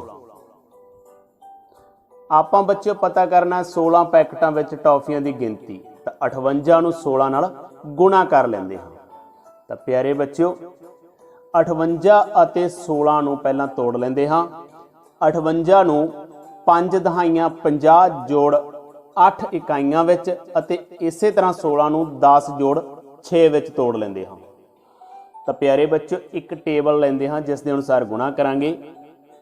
ਸਭ ਤੋਂ ਪਹਿਲਾਂ ਆਪਾਂ 10 ਨੂੰ 5 ਦਹਾਈਆਂ 50 ਨਾਲ ਗੁਣਾ ਕਰਦੇ ਹਾਂ ਤਾਂ 500 ਸੰਖਿਆ ਆ ਜਾਂਦੀ ਹੈ। ਤਾਂ ਇਸ ਨੂੰ ਪਹਿਲੇ ਖਾਨੇ ਵਿੱਚ ਲਿਖ ਲੈਂਦੇ ਹਾਂ। ਇਸੇ ਤਰ੍ਹਾਂ ਬੱਚਿਓ 10 ਨੂੰ 8 ਨਾਲ ਗੁਣਾ ਕਰਕੇ 80 ਆ ਜਾਂਦੇ ਹਨ, ਜਿਸ ਨੂੰ ਦੂਸਰੇ ਖਾਨੇ ਵਿੱਚ ਆਪਾਂ ਲਿਖ ਲੈਂਦੇ ਹਾਂ। ਤਾਂ ਪਿਆਰੇ ਬੱਚਿਓ ਹੁਣ ਆਪਾਂ 6 ਨੂੰ 5 ਦਹਾਈਆਂ 50 ਨਾਲ ਗੁਣਾ ਕਰਦੇ ਹਾਂ ਤਾਂ 300 ਸੰਖਿਆ ਆ ਜਾਂਦੀ ਹੈ। ਇਸ ਨੂੰ ਤੀਸਰੇ ਖਾਨੇ ਵਿੱਚ ਲਿਖ ਲੈਂਦੇ ਹਾਂ। ਇਸੇ ਤਰ੍ਹਾਂ 6 ਨੂੰ ਬੱਚਿਓ 8 ਨਾਲ ਗੁਣਾ ਕਰ ਲੈਂਦੇ ਹਾਂ ਤਾਂ 48 ਸੰਖਿਆ ਆ ਜਾਂਦੀ ਹੈ। ਇਸ ਨੂੰ ਚੌਥੇ ਖਾਨੇ ਵਿੱਚ ਲਿਖ ਲੈਂਦੇ ਹਾਂ। ਤਾਂ ਹੁਣ ਪਿਆਰੇ ਬੱਚਿਓ ਇਹਨਾਂ ਦਾ ਜੋੜ ਕਰ ਲੈਂਦੇ ਹਾਂ। 500 ਜੋੜ 80 580 ਅਤੇ ਇਸੇ ਤਰ੍ਹਾਂ 300 ਜੋੜ 48 348 ਸੰਖਿਆ ਆਪਣੇ ਕੋਲ ਆ ਜਾਂਦੀ ਹੈ। 580 ਅਤੇ 348 ਦਾ ਜੋੜ ਕਰਕੇ 928 ਸੰਖਿਆ ਬਣ ਜਾਂਦੀ ਹੈ। ਤਾਂ ਪਿਆਰੇ ਬੱਚਿਓ ਆਪਾਂ ਇਸ ਨੂੰ ਗੁਣਾ ਵਿਧੀ ਰਾਹੀਂ ਹੱਲ ਕਰਕੇ ਵੀ ਦੇਖ ਲੈਂਦੇ ਹਾਂ। 58 ਨੂੰ 16 ਨਾਲ ਗੁਣਾ ਕਰ ਲੈਂਦੇ ਹਾਂ। ਤਾਂ ਸਭ ਤੋਂ ਪਹਿਲਾਂ 16 ਦੀਆਂ 6 ਇਕਾਈਆਂ ਨਾਲ 58 ਨੂੰ ਗੁਣਾ ਕਰਦੇ ਹਾਂ ਤਾਂ ਆਪਣੇ ਕੋਲ 348 ਸੰਖਿਆ ਆ ਜਾਂਦੀ ਹੈ। ਤਾਂ ਹੁਣ 16 ਵਿੱਚ ਇੱਕ ਦਹਾਈ ਹੈ ਤਾਂ ਉਸ ਨੂੰ 58 ਨਾਲ ਗੁਣਾ ਕਰਦੇ ਹਾਂ 10 ਨੂੰ ਤਾਂ 580 ਸੰਖਿਆ ਆ ਜਾਂਦੀ ਹੈ। ਹੁਣ ਪਿਆਰੇ ਬੱਚਿਓ ਆਪਾਂ ਇਹਨਾਂ ਦਾ ਜੋੜ ਕਰ ਲੈਂਦੇ ਹਾਂ ਤਾਂ ਆਪਣੇ ਕੋਲ ਇਹ ਜੋੜ ਵੀ 928 ਆ ਜਾਂਦਾ ਹੈ। ਤਾਂ ਇਸ ਤਰ੍ਹਾਂ ਨਾਲ ਪਹਿਲਾ ਉੱਤਰ ਤੇ ਇਹ ਵਾਲਾ ਉੱਤਰ ਬਰਾਬਰ ਹਨ। ਤਾਂ ਪਹਿਲਾਂ ਆਪਣੇ ਕੋਲ 580 ਆਏ ਸਨ ਉਧਰ, ਤਾਂ ਇੱਧਰ ਵੀ 580। ਉਸੇ ਤਰ੍ਹਾਂ 348 ਸੰਖਿਆ ਆਈ ਤਾਂ ਇੱਧਰ ਵੀ 348 ਅਤੇ 928 ਵੀ ਦੋਨੇ ਪਾਸੇ ਬਰਾਬਰ ਉੱਤਰ ਆਇਆ ਹੈ। ਤਾਂ ਇਸ ਤਰ੍ਹਾਂ ਅਸੀਂ ਕਹਿ ਸਕਦੇ ਹਾਂ 16 ਪੈਕਟਾਂ ਵਿੱਚ 928 ਟੌਫੀਆਂ ਹੋਣਗੀਆਂ। ਅੱਗੇ ਚੱਲਦੇ ਹਾਂ ਪਿਆਰੇ ਬੱਚਿਓ ਪਾਰਟ ਬੀ। ਇੱਕ ਹਫ਼ਤੇ ਵਿੱਚ 7 ਦਿਨ ਹੁੰਦੇ ਹਨ, ਦੱਸੋ 52 ਹਫ਼ਤਿਆਂ ਵਿੱਚ ਕਿੰਨੇ ਦਿਨ ਹੋਣਗੇ। ਤਾਂ ਪਿਆਰੇ ਬੱਚਿਓ ਸਭ ਤੋਂ ਪਹਿਲਾਂ ਇੱਕ ਹਫ਼ਤੇ ਵਿੱਚ ਦਿਨ ਬਰਾਬਰ 7। ਹਫ਼ਤਿਆਂ ਦੀ ਗਿਣਤੀ ਪਿਆਰੇ ਬੱਚੇ ਆਪਣੇ ਕੋਲ 52 ਹੈ। ਤਾਂ 52 ਹਫ਼ਤਿਆਂ ਵਿੱਚ ਦਿਨਾਂ ਦੀ ਗਿਣਤੀ ਪਤਾ ਕਰਨੀ ਹੈ ਤਾਂ ਇਸ ਲਈ 52 ਨੂੰ 7 ਨਾਲ ਗੁਣਾ ਕਰ ਲੈਂਦੇ ਹਾਂ। ਸਭ ਤੋਂ ਪਹਿਲਾਂ ਬੱਚਿਓ 52 ਨੂੰ ਆਪਾਂ ਤੋੜ ਲੈਂਦੇ ਹਾਂ। 52 ਨੂੰ 5 ਦਹਾਈਆਂ 50 ਜੋੜ 2 ਇਕਾਈਆਂ ਵਿੱਚ ਤੋੜ ਲੈਂਦੇ ਹਾਂ ਤੇ ਹੁਣ ਟੇਬਲ ਲੈਂਦੇ ਹਾਂ ਆਪਾਂ ਜਿਸ ਦੁਆਰਾ ਗੁਣਾ ਕਰਾਂਗੇ। ਤਾਂ ਸਭ ਤੋਂ ਪਹਿਲਾਂ ਪਿਆਰੇ ਬੱਚਿਓ 7 ਨੂੰ 5 ਦਹਾਈਆਂ 50 ਨਾਲ ਗੁਣਾ ਕਰਦੇ ਹਾਂ ਤਾਂ ਆਪਣੇ ਕੋਲ 350 ਸੰਖਿਆ ਆ ਜਾਂਦੀ ਹੈ। ਇਸ ਨੂੰ ਪਹਿਲੇ ਖਾਨੇ ਵਿੱਚ ਲਿਖ ਲੈਂਦੇ ਹਾਂ। ਇਸੇ ਤਰ੍ਹਾਂ ਬੱਚਿਓ 7 ਨੂੰ ਆਪਾਂ 2 ਨਾਲ ਗੁਣਾ ਕਰਦੇ ਹਾਂ ਤਾਂ 14 ਸੰਖਿਆ ਆਉਂਦੀ ਹੈ। ਇਸ ਨੂੰ ਦੂਸਰੇ ਖਾਨੇ ਵਿੱਚ ਲਿਖ ਲੈਂਦੇ ਹਾਂ। ਹੁਣ ਬੱਚਿਓ ਇਹਨਾਂ ਦਾ ਜੋੜ ਕਰ ਲੈਂਦੇ ਹਾਂ। 350 ਜੋੜ 14 ਤਾਂ ਆਪਣੇ ਕੋਲ 364 ਸੰਖਿਆ ਆ ਜਾਂਦੀ ਹੈ। ਤਾਂ ਇਸ ਨੂੰ ਆਪਾਂ ਗੁਣਾ ਵਿਧੀ ਰਾਹੀਂ ਵੀ ਹੱਲ ਕਰਕੇ ਵੇਖ ਲੈਂਦੇ ਹਾਂ। 52 ਨੂੰ 7 ਨਾਲ ਗੁਣਾ ਕਰ ਲੈਂਦੇ ਹਾਂ। 7 ਨੂੰ ਪਹਿਲਾਂ 7 ਦਾ ਪਹਾੜਾ 2 ਤੱਕ ਪੜਾਂਗੇ। 7 ਦੂਣੀ 14, 4 ਇਕਾਈਆਂ ਇੱਥੇ ਲੱਗ ਗਈਆਂ ਤੇ ਇੱਕ ਦਹਾਈ ਉੱਪਰ ਚਲੀ ਗਈ। 7 5 35 ਤੇ 1 36, 36 ਆ ਜਾਣਗੇ। ਇਸੇ ਤਰ੍ਹਾਂ ਪਿਆਰੇ ਬੱਚਿਓ 364 ਪਹਿਲਾਂ ਉੱਤਰ ਆਇਆ ਸੀ ਤਾਂ 364 ਹੀ ਇਸ ਵਿਧੀ ਨਾਲ ਆਇਆ ਹੈ।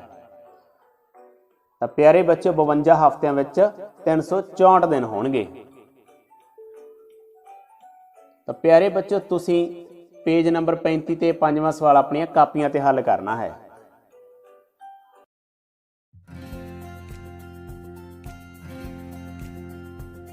Hello students, today's topic is commands. Dear students, listen to the commands carefully and follow them. Okay, let's start. Take out your book. Take out your book. So, now take out your book. Good. The girl is taking out her book from her bag, right? Now students, the next one is open your book. Open your book. Yes, open your book. Good. The girl has opened her book, right? Now students, the next one is shut the door. Shut the door. Okay? Now shut the door. Yes, good. The boy is shutting the door, right?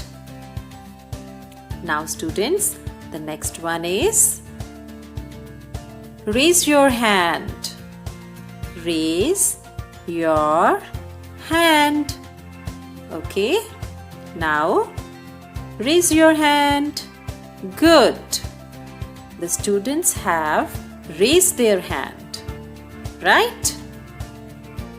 Now students, next one is close your book. Close your book.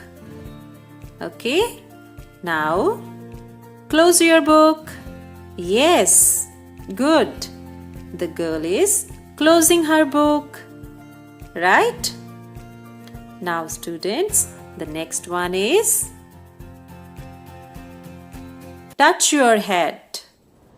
Touch your head. Okay, now touch your head. Good. The boy has touched his head. Okay, now students, the next one is be quiet. Be quiet. Okay, the girl has placed her finger on her lips to be quiet, right? Now students, let's revise all the commands once again, okay? Take out your book. Open your book. Shut the door.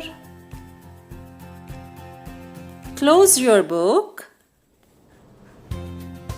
Touch your head. Be quiet. Students, I hope you enjoyed the class. Now it's time for your homework. And your homework is to practice these commands. Students, you have to practice these commands at home, okay? Give your best and have a nice day ahead. ਪਿਆਰੇ ਬੱਚਿਓ, ਵਾਤਾਵਰਣ ਸਿੱਖਿਆ ਦੀ ਜਮਾਤ ਵਿੱਚ ਪਾਠ 6 ਜੰਤੂ ਅਤੇ ਝੁੰਡ ਅਧੀਨ ਤੁਸੀਂ ਹੁਣ ਤੱਕ ਝੁੰਡ ਵਿੱਚ ਰਹਿਣ ਵਾਲੇ ਜੰਤੂਆਂ, ਝੁੰਡ ਵਿੱਚ ਰਹਿਣ ਦੇ ਫਾਇਦੇ ਅਤੇ ਕੁਝ ਸੰਕੋਚੀ ਜੀਵਾਂ ਬਾਰੇ ਪੜ੍ਹ ਚੁੱਕੇ ਹੋ। ਤੇ ਆਓ ਹੁਣ ਇਸ ਪਾਠ ਵਿੱਚ ਆਈਆਂ ਕੁਝ ਯਾਦ ਰੱਖਣਯੋਗ ਗੱਲਾਂ ਕਰੀਏ। ਨੰਬਰ 1, ਝੁੰਡ ਵਿੱਚ ਰਹਿਣਾ ਸੁਰੱਖਿਅਤ ਹੈ। ਜਿਵੇਂ ਕਿ ਤਸਵੀਰ ਵਿੱਚ ਤੁਸੀਂ ਦੇਖ ਸਕਦੇ ਹੋ, ਇਹ ਛੋਟਾ ਬੱਚਾ ਇਸ ਝੁੰਡ ਵਿੱਚ ਸੁਰੱਖਿਅਤ ਮਹਿਸੂਸ ਕਰ ਰਿਹਾ ਹੈ। ਨੰਬਰ 2, ਜਾਨਵਰਾਂ ਦੇ ਜ਼ਿਆਦਾਤਰ ਝੁੰਡਾਂ ਦੀਆਂ ਆਗੂ ਮਾਦਾ ਹੁੰਦੀਆਂ ਹਨ। ਪਾਠ ਵਿੱਚ ਤੁਸੀਂ ਦੇਖ ਚੁੱਕੇ ਹੋ, ਚੇਤਕ ਦੀ ਮਾਂ ਆਪਣੇ ਝੁੰਡ ਦੀ ਆਗੂ ਹੈ। ਨੰਬਰ 3, ਕਾਲਾ ਹਿਰਨ ਪੰਜਾਬ ਦਾ ਰਾਜ ਪਸ਼ੂ ਹੈ ਤੇ ਇਹ ਹੈ ਕਾਲੇ ਹਿਰਨ ਦੀ ਤਸਵੀਰ। ਤੇ ਆਓ ਹੁਣ ਇਸ ਪਾਠ ਦਾ ਅਭਿਆਸ ਹੱਲ ਕਰੀਏ। ਤੇ ਸਾਡਾ ਪਹਿਲਾ ਅਭਿਆਸ ਪ੍ਰਸ਼ਨ ਹੈ, ਖਾਲੀ ਥਾਵਾਂ ਭਰੋ।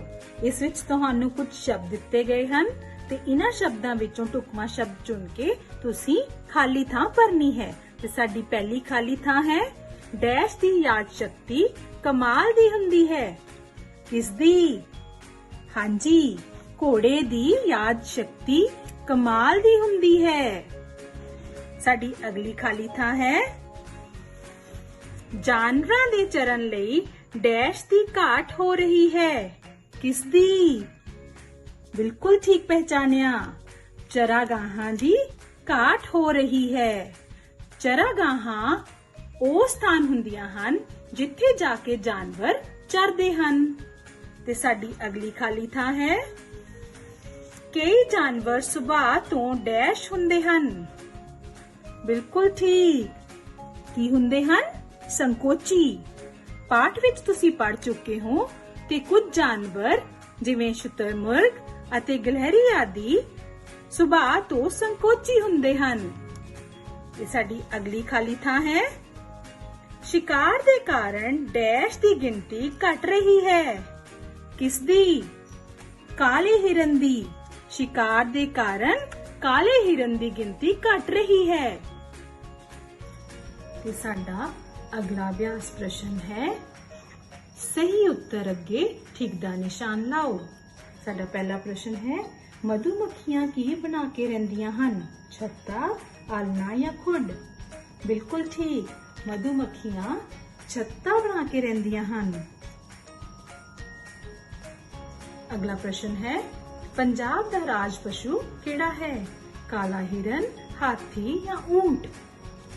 ਬਿਲਕੁਲ ਠੀਕ, ਸਾਡਾ ਰਾਜ ਪਸ਼ੂ ਕਾਲਾ ਹਿਰਨ ਹੈ। ਅਗਲਾ ਪ੍ਰਸ਼ਨ ਕਿਹੜੀ ਮੱਖੀ ਆਂਡੇ ਦਿੰਦੀ ਹੈ? ਰਾਣੀ ਮੱਖੀ, ਨਰ ਮੱਖੀ ਜਾਂ ਕਾਮਾ ਮੱਖੀ? ਬਿਲਕੁਲ ਠੀਕ, ਰਾਣੀ ਮੱਖੀ ਆਂਡੇ ਦਿੰਦੀ ਹੈ। ਅਗਲਾ ਪ੍ਰਸ਼ਨ ਸੰਕੋਚੀ ਜਾਨਵਰ ਕਿਹੜਾ ਹੈ? ਕੁੱਤਾ, ਬਾਂਦਰ ਜਾਂ ਖਰਗੋਸ਼? ਬਿਲਕੁਲ ਠੀਕ, ਖਰਗੋਸ਼ ਸੰਕੋਚੀ ਜਾਨਵਰ ਹੈ। ਤੇ ਹੁਣ ਸਮਾਂ ਹੈ ਘਰ ਦੇ ਕੰਮ ਦਾ। ਤੇ ਤੁਹਾਡਾ ਅੱਜ ਦਾ ਘਰ ਦਾ ਕੰਮ ਹੈ ਜਮਾਤ ਵਿੱਚ ਕੀਤੇ ਕੰਮ ਨੂੰ ਕਾਪੀ ਤੇ ਨੋਟ ਕਰਨਾ ਅਤੇ ਯਾਦ ਕਰਨਾ। ਪਿਆਰੇ ਬੱਚਿਓ, ਤੁਸੀਂ ਆਪਣੇ ਆਲੇ ਦੁਆਲੇ ਰੰਗ ਬਰੰਗੀਆਂ ਤਿਤਲੀਆਂ ਘੁੰਮਦੀਆਂ ਵੇਖੀਆਂ ਹੋਣੀਆਂ। ਬਹੁਤਿਆਂ ਨੇ ਤਾਂ ਉਹਨਾਂ ਦੇ ਪਿੱਛੇ ਦੌੜ ਵੀ ਲਗਾਈ ਹੋਣੀ ਹੈ। ਤੇ ਅੱਜ ਅਸੀਂ ਇੱਕ ਅਜਿਹੀ ਹੀ ਸਤਰੰਗੀ ਤਿਤਲੀ ਤੇ ਖਰਗੋਸ਼ ਦੀ ਗੱਲਬਾਤ ਕਰਨ ਜਾ ਰਹੇ ਹਾਂ। ਤੁਹਾਡੀ ਪਾਠ ਪੁਸਤਕ ਦੇ ਵਿੱਚੋਂ ਕਹਾਣੀ ਪੜ੍ਹਦੇ ਹਾਂ ਸਤਰੰਗੀ ਤਿਤਲੀ। ਡੱਬਾ ਖਰਗੋਸ਼ ਉਸ ਦਿਨ ਸ਼ਰਾਰਤੀ ਰੌਂ ਵਿੱਚ ਸੀ। ਉਹ ਸਤਰੰਗੀ ਤਿਤਲੀ ਨੂੰ ਫੜਨ ਦੀ ਕੋਸ਼ਿਸ਼ ਕਰ ਰਿਹਾ ਸੀ। ਘਾਹ ਨੇ ਆਖਿਆ, ਡੱਬੇ ਖਰਗੋਸ਼, ਤੂੰ ਸਾਨੂੰ ਲਿਤਾੜ ਰਿਹਾ ਹੈ। ਪੌਦਿਆਂ ਨੇ ਆਖਿਆ, ਤੂੰ ਸਾਡੀਆਂ ਟਾਹਣੀਆਂ ਭੰਨ ਰਿਹਾ ਹੈ। ਡੱਬੇ ਖਰਗੋਸ਼ ਨੂੰ ਕੋਈ ਪਰਵਾਹ ਨਹੀਂ ਸੀ। ਉਹ ਹਰ ਹੀਲੇ ਤਿਤਲੀ ਨੂੰ ਫੜਨਾ ਚਾਹੁੰਦਾ ਸੀ। ਤਿਤਲੀ ਉੱਡ ਕੇ ਕਦੀ ਇੱਕ ਝਾੜੀ ਤੇ ਜਾ ਬੈਠਦੀ ਸੀ ਤੇ ਕਦੀ ਦੂਜੀ ਉੱਤੇ, ਪਰ ਡੱਬਾ ਉਸ ਨੂੰ ਚੈਨ ਨਹੀਂ ਸੀ ਲੈਣ ਦੇ ਰਿਹਾ। ਤਿਤਲੀ ਵੀ ਵਾਰ-ਵਾਰ ਆਪਣੇ ਆਪ ਨੂੰ ਬਚਾਉਂਦੀ ਹੋਈ ਹੱਫ ਗਈ ਸੀ। ਉਹ ਸਾਹੋ-ਸਾਹ ਹੋਈ ਬੋਲੀ, ਡੱਬੇ ਵੀਰੇ, ਤੂੰ ਮੇਰੇ ਪਿੱਛੇ ਕਿਉਂ ਪਿਆ ਹੈ? ਮੈਂ ਤਾਂ ਬਹੁਤ ਨਿੱਕੀ ਹਾਂ, ਤੂੰ ਮੈਨੂੰ ਵੇਖ ਤਾਂ ਸਕਦਾ ਹੈ ਨਾ? ਤੂੰ ਇੰਨੀ ਨਿੱਕੀ ਵੀ ਨਹੀਂ ਕਿ ਮੈਂ ਤੈਨੂੰ ਵੇਖ ਨਾ ਸਕਾਂ। ਮੈਂ ਤਾਂ ਤੇਥੋਂ ਬਹੁਤ ਕਮਜ਼ੋਰ ਹਾਂ, ਫਿਰ ਤੂੰ ਮੈਨੂੰ ਤੰਗ ਕਿਉਂ ਕਰ ਰਿਹਾ ਹੈ? ਬਸ ਤੈਨੂੰ ਵੇਖ ਕੇ ਮੈਨੂੰ ਖਿਝ ਆ ਰਹੀ ਹੈ। ਤੂੰ ਐਵੇਂ ਫਜ਼ੂਲ ਜਿਹੀ ਚੀਜ਼ ਹੈ। ਤੈਨੂੰ ਤਾਂ ਹਵਾ ਵੀ ਜਿੱਧਰ ਮਰਜ਼ੀ ਉਡਾ ਕੇ ਲੈ ਜਾਵੇ। ਫਜ਼ੂਲ ਤਾਂ ਕੁਝ ਵੀ ਨਹੀਂ ਹੁੰਦਾ। ਹਰ ਇੱਕ ਜੀਵ ਦੀ ਆਪਣੀ ਲੋੜ ਹੈ, ਆਪਣਾ ਕੰਮ ਹੈ। ਨਿੱਕੇ ਤੋਂ ਨਿੱਕੇ ਜੀਵ ਦੀ ਵੀ ਆਪਣੀ ਸ਼ਕਤੀ ਹੈ। ਸ਼ਕਤੀ? ਪਰ ਮੈਨੂੰ ਤੇਰੇ ਵਿੱਚ ਤਾਂ ਇਹੋ ਜਿਹੀ ਕੋਈ ਸ਼ਕਤੀ ਨਹੀਂ ਦਿਸਦੀ। ਕੀ ਪਤਾ? ਜੇ ਇਹ ਗੱਲ ਹੈ ਤਾਂ ਹੋ ਜਾਏ ਇੱਕ ਮੁਕਾਬਲਾ। ਆਪਾਂ ਸਾਡੇ ਘੁਰਨਿਆਂ ਤੱਕ ਜਾਵਾਂਗੇ, ਵੇਖਦੇ ਹਾਂ ਉੱਥੇ ਕੌਣ ਪਹਿਲਾਂ ਪਹੁੰਚਦਾ। ਤਾਂ ਹੋ ਜਾਏ ਇੱਕ ਮੁਕਾਬਲਾ। ਆਪਾਂ ਸਾਡੇ ਘੁਰਨਿਆਂ ਤੱਕ ਜਾਵਾਂਗੇ, ਵੇਖਦੇ ਹਾਂ ਉੱਥੇ ਕੌਣ ਪਹਿਲਾਂ ਪਹੁੰਚਦਾ। ਬਸ ਫੇਰ ਕੀ ਸੀ, ਦੋਹਾਂ ਦਾ ਮੁਕਾਬਲਾ ਸ਼ੁਰੂ ਹੋ ਗਿਆ। ਡੱਬਾ ਖਰਗੋਸ਼ ਪਲ ਛਿਣ ਵਿੱਚ ਹੀ ਟਪੂਸੀਆਂ ਮਾਰਦਾ ਨਜ਼ਰਾਂ ਤੋਂ ਓਹਲੇ ਹੋ ਗਿਆ। ਤਿਤਲੀ ਆਪਣੇ ਸਤਰੰਗੇ ਪਰਾਂ ਨੂੰ ਹਿਲਾਉਂਦੀ ਹੋਈ ਉਹਦੇ ਪਿੱਛੇ ਪਿੱਛੇ ਉੱਡ ਪਈ। ਉਹ ਬਹੁਤ ਦੇਰ ਤੱਕ ਉੜਦੀ ਰਹੀ। ਅੱਗੇ ਪਹੁੰਚੀ ਤਾਂ ਉਹਨੂੰ ਝੀਲ ਦੇ ਕਿਨਾਰੇ ਦੱਬਾ ਖਰਗੋਸ਼ ਨਿੰਮੋ ਝੂਣਾ ਹੋਇਆ ਬੈਠਾ ਦਿਸ ਪਿਆ। ਤੂੰ ਖਲੋ ਕਿਉਂ ਗਿਆ ਹੈ? ਅੱਗੇ ਝੀਲ ਜੂ ਹੈ, ਜੇ ਮੈਂ ਪਾਣੀ ਉੱਤੇ ਪੈਰ ਰੱਖਿਆ ਤਾਂ ਡੁੱਬ ਜਾਵਾਂਗਾ, ਫਿਰ ਮੇਰੇ ਕੋਲੋਂ ਪਾਣੀ ਚੋਂ ਨਿਕਲਿਆ ਨਹੀਂ ਜਾਣਾ। ਵੇਖ, ਝੀਲ ਮੈਨੂੰ ਕੁਝ ਨਹੀਂ ਕਹਿ ਰਹੀ। ਮੈਂ ਤਾਂ ਉੱਡ ਕੇ ਵੀ ਝੀਲ ਦੇ ਪਾਰ ਜਾ ਸਕਦੀ ਹਾਂ। ਮੈਂ ਉੱਡ ਨਹੀਂ ਸਕਦਾ। ਕੋਈ ਗੱਲ ਨਹੀਂ, ਤੂੰ ਉੱਤੋਂ ਦੀ ਵੱਲ ਦੇ ਕੇ ਝੀਲ ਦੇ ਅਗਲੇ ਪਾਰ ਪਹੁੰਚ। ਉੱਥੇ ਆਪਾਂ ਮੁਕਾਬਲਾ ਫੇਰ ਸ਼ੁਰੂ ਕਰ ਲਵਾਂਗੇ। ਸਤਰੰਗੀ ਤਿਤਲੀ ਨੇ ਡੱਬੇ ਖਰਗੋਸ਼ ਨੂੰ ਆਪਣਾ ਧਨਾਲ ਆਖਿਆ। ਡੱਬੇ ਖਰਗੋਸ਼ ਤੇ ਜਾਣ ਪਿੱਛੋਂ ਤਿਤਲੀ ਉੱਡੀ ਤੇ ਝੀਲ ਦੇ ਅਗਲੇ ਪਾਰ ਪਹੁੰਚ ਗਈ। ਡੱਬੇ ਖਰਗੋਸ਼ ਦਾ ਹਾਲੇ ਕਿਧਰੇ ਕੋਈ ਨਾਂ ਨਿਸ਼ਾਨ ਵੀ ਨਹੀਂ ਸੀ। ਸਾਹਮਣੇ ਫੁੱਲਾਂ ਦੀ ਵਾਦੀ ਸੀ। ਫੁੱਲਾਂ ਦੀ ਵਾਦੀ ਵਿੱਚ ਖਰਗੋਸ਼ਾਂ ਦੇ ਘੁਰਨੇ ਸਨ। ਉਹ ਕੁਝ ਚਿਰ ਉੱਥੇ ਬੈਠੀ ਰਹੀ ਤੇ ਫਿਰ ਫੁੱਲਾਂ ਵੱਲ ਉੱਡ ਪਈ। ਉਹ ਕਦੀ ਇੱਕ ਫੁੱਲ ਕੋਲ ਜਾਂਦੀ ਤੇ ਕਦੀ ਦੂਜੇ ਕੋਲ। ਇੱਕ ਘੁਰਨੇ ਕੋਲ ਬੈਠਾ ਇੱਕ ਬੁੱਢਾ ਖਰਗੋਸ਼ ਚੁੱਪਚਾਪ ਤਿਤਲੀ ਨੂੰ ਵੇਖਦਾ ਰਿਹਾ। ਤਿਤਲੀ ਉਹਦੇ ਨੇੜੇ ਆਈ ਤਾਂ ਉਹ ਮੁਸਕਰਾਇਆ। ਸਤਰੰਗੀ ਤਿਤਲੀ ਇੱਕ ਫੁੱਲ ਉੱਤੇ ਬੈਠ ਗਈ। ਬਾਬਾ ਖਰਗੋਸ਼, ਇੱਥੇ ਤਾਂ ਬਹੁਤ ਸੋਹਣੇ ਸੋਹਣੇ ਫੁੱਲ ਨੇ। ਹਾਂ, ਬਹੁਤ ਸੋਹਣੇ ਨੇ, ਬਿਲਕੁਲ ਤੇਰੇ ਸਤਰੰਗੇ ਪਰਾਂ ਵਰਗੇ। ਜੇ ਤੈਨੂੰ ਇਹ ਫੁੱਲ ਇੰਨੇ ਹੀ ਚੰਗੇ ਲੱਗਦੇ ਨੇ ਤਾਂ ਤੂੰ ਇੱਥੇ ਹੀ ਰਹਿ। ਇੰਨੇ ਸਾਰੇ ਫੁੱਲਾਂ ਵਿੱਚ ਰਹਿਣ ਨੂੰ ਮੇਰਾ ਵੀ ਜੀ ਕਰਦਾ ਹੈ, ਪਰ ਕੀ? ਸਤਰੰਗੀ ਤਿਤਲੀ ਹਾਲੇ ਮੂੰਹੋਂ ਕੁਝ ਬੋਲਣ ਹੀ ਲੱਗੀ ਸੀ ਕਿ ਸਾਹੋ-ਸਾਈ ਹੋਇਆ ਡੱਬਾ ਖਰਗੋਸ਼ ਵੀ ਉੱਥੇ ਪਹੁੰਚ ਗਿਆ। ਚੱਲ ਹੁਣ ਇੱਥੋਂ ਫਿਰ ਮੁਕਾਬਲਾ ਸ਼ੁਰੂ ਕਰਦੇ ਹਾਂ। ਇਸ ਤੋਂ ਅੱਗੇ ਤਾਂ ਨਦੀ ਹੈ। ਹਾਂ, ਇਸ ਤੋਂ ਅੱਗੇ ਤਾਂ ਨਦੀ ਹੈ। ਡੱਬੇ, ਮੈਨੂੰ ਪਤਾ ਹੈ ਤੂੰ ਬਹੁਤ ਤੇਜ਼ ਦੌੜਦਾ ਹੈ, ਇਸ ਲਈ ਮੈਂ ਹਾਰ ਮੰਨ ਲੈਨੀ ਆ। ਹੁਣ ਤਾਂ ਤੂੰ ਖੁਸ਼ ਹੈ? ਮੈਨੂੰ ਆਲੇ ਭੋਲੇ ਖਰਗੋਸ਼ ਬਹੁਤ ਚੰਗੇ ਲੱਗਦੇ ਨੇ। ਤੁਹਾਨੂੰ ਵੇਖ ਕੇ ਸਭ ਨੂੰ ਖੁਸ਼ੀ ਮਿਲਦੀ ਹੈ। ਜੇ ਖਰਗੋਸ਼ ਮੇਰੇ ਦੋਸਤ ਹੋ ਜਾਣ ਤਾਂ ਮੈਂ ਇੱਥੇ ਹੀ ਰਹਿ ਪਵਾਂ, ਨਹੀਂ ਤਾਂ ਚਲੀ ਜਾਵਾਂ। ਬੁੱਢੇ ਖਰਗੋਸ਼ ਨੂੰ ਡੱਬੇ ਖਰਗੋਸ਼ ਤੇ ਸਤਰੰਗੀ ਤਿਤਲੀ ਵਿਚਕਾਰ ਹੋਈ ਪਹਿਲੀ ਗੱਲਬਾਤ ਦਾ ਕੁਝ ਪਤਾ ਨਹੀਂ ਸੀ। ਉਸਨੇ ਆਖਿਆ, ਸਤਰੰਗੀ ਤਿਤਲੀਏ, ਤੈਨੂੰ ਇਹ ਕਹਿਣ ਦੀ ਕੀ ਲੋੜ ਪੈ ਗਈ? ਅਸੀਂ ਤਾਂ ਸਭ ਦੇ ਦੋਸਤ ਹਾਂ, ਫੁੱਲਾਂ ਦੇ ਵੀ, ਤਿਤਲੀਆਂ ਦੇ ਵੀ। ਜੇ ਤਿਤਲੀਆਂ ਫੁੱਲਾਂ ਦਾ ਧੂੜਾ ਇੱਕ ਫੁੱਲ ਤੋਂ ਦੂਜੇ ਫੁੱਲ ਤੱਕ ਨਾ ਲੈ ਕੇ ਜਾਣ ਤਾਂ ਫੁੱਲਾਂ ਦੇ ਬੀਜ ਕਿਵੇਂ ਬਣਨ? ਫੁੱਲ ਕਿਵੇਂ ਖਿੜਨ? ਜੰਗਲ ਟਾਪੂ ਸੋਹਣੇ ਕਿਵੇਂ ਲੱਗਣ? ਤੂੰ ਇੱਥੇ ਹੀ ਰਹਿ, ਅਸਲ ਵਿੱਚ ਇਹ ਤੇਰੀ ਹੀ ਥਾਂ ਹੈ। ਡੱਬਾ ਖਰਗੋਸ਼ ਸ਼ਰਮਸ਼ਾਰ ਹੋਇਆ ਬੈਠਾ ਸੀ। ਉਹ ਬੋਲਿਆ, ਸਤਰੰਗੀ ਤਿਤਲੀਏ, ਤੂੰ ਜਿਹੜੀ ਗੱਲ ਸਮਝਾਉਣੀ ਸੀ ਮੈਨੂੰ ਉਸ ਦੀ ਸਮਝ ਲੱਗ ਗਈ ਹੈ। ਮੈਂ ਹੋਮੇ ਦੇ ਰੌਂ ਵਿੱਚ ਮੂਰਖ ਹੋ ਗਿਆ ਸਾਂ। ਤੂੰ ਖੁਦ ਨੂੰ ਹਾਰਿਆ ਕਹਿ ਕੇ ਵੀ ਜਿੱਤ ਗਈ ਹੈ। ਤੇਰੀ ਇਸ ਸ਼ਕਤੀ ਦੇ ਸਾਹਮਣੇ ਤਾਂ ਕੋਈ ਵੀ ਮਾਤ ਖਾ ਜਾਵੇ। ਪਿਆਰੇ ਬੱਚਿਓ, ਤੁਹਾਨੂੰ ਯਾਦ ਹੈ ਰਮਨ ਦੇ ਮਾਤਾ ਜੀ ਨੇ ਇਹ ਤਿੰਨੋਂ ਵਸਤੂਆਂ ਖਰੀਦਣ ਬਦਲੇ ਦੁਕਾਨਦਾਰ ਨੂੰ ਕਿੰਨੇ ਰੁਪਏ ਦੇਣੇ ਸਨ? ਵੈਰੀ ਗੁੱਡ, 52,214 ਰੁਪਏ। ਆਜੋ ਦੇਖੀਏ ਰਮਨ ਦੇ ਮਾਤਾ ਜੀ ਬਾਜ਼ਾਰ ਕਿੰਨੇ ਰੁਪਏ ਲੈ ਕੇ ਗਏ ਸਨ ਅਤੇ ਉਹਨਾਂ ਨੂੰ ਕਿੰਨੇ ਰੁਪਏ ਵਾਪਸ ਮਿਲਣਗੇ। ਰਮਨ ਦੇ ਮਾਤਾ ਜੀ ਬਾਜ਼ਾਰ ਜਾਣ ਸਮੇਂ 78,901 ਰੁਪਏ ਲੈ ਕੇ ਗਏ ਸਨ। ਇਕਾਈਆਂ ਵਾਲੇ ਪਾਸੇ ਤੋਂ ਸ਼ੁਰੂ ਕਰਦੇ ਹਾਂ ਰਾਜੇ। 1 ਰੁਪਏ ਦਾ ਇੱਕ ਨੋਟ ਭਾਵ 1 ਇਕਾਈਆਂ। 10 ਰੁਪਏ ਦਾ ਕੋਈ ਨੋਟ ਨਹੀਂ ਭਾਵ 0 ਦਹਾਈ। 100 ਰੁਪਏ ਦੇ 9 ਨੋਟ ਭਾਵ 900 ਰੁਪਏ। 9 ਸੈਂਕੜੇ ਅਤੇ 1000 ਰੁਪਏ ਦੇ 8 ਨੋਟ ਭਾਵ 8000 ਰੁਪਏ। 70000 ਰੁਪਏ ਭਾਵ 10000 ਦੇ 7 ਨੋਟ, ਕੁੱਲ 78,901 ਰੁਪਏ। ਮਾਤਾ ਜੀ ਨੇ ਦੁਕਾਨਦਾਰ ਨੂੰ 52,214 ਰੁਪਏ ਦੇਣੇ ਹਨ। ਇਸ ਦਾ ਮਤਲਬ ਇਹ ਹੈ ਕਿ 4 ਇਕਾਈਆਂ, 1 ਦਹਾਈ, 2 ਸੈਂਕੜੇ, 2000 ਅਤੇ 10000 ਦੇ 5 ਨੋਟ ਭਾਵ 52,214।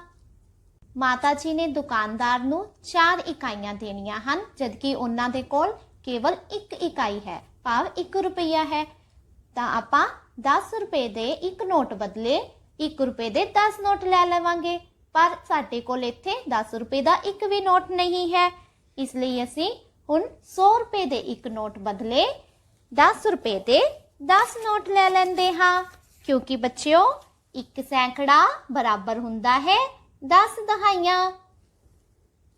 ਹੁਣ 10 ਰੁਪਏ ਦੇ ਇੱਕ ਨੋਟ ਬਦਲੇ 1 ਰੁਪਏ ਦੇ 10 ਨੋਟ ਲੈ ਲੈਂਦੇ ਹਾਂ, ਕਿਉਂਕਿ ਇੱਕ ਦਹਾਈ ਬਰਾਬਰ ਹੁੰਦੀ ਹੈ 10 ਇਕਾਈਆਂ। ਇਕਾਈ ਵਾਲੇ ਪਾਸੇ ਤੋਂ ਸ਼ੁਰੂ ਕਰਦੇ ਹਾਂ। 1 2 3 4 5 6 7 7 ਰੁਪਏ ਭਾਵ 7 ਇਕਾਈਆਂ।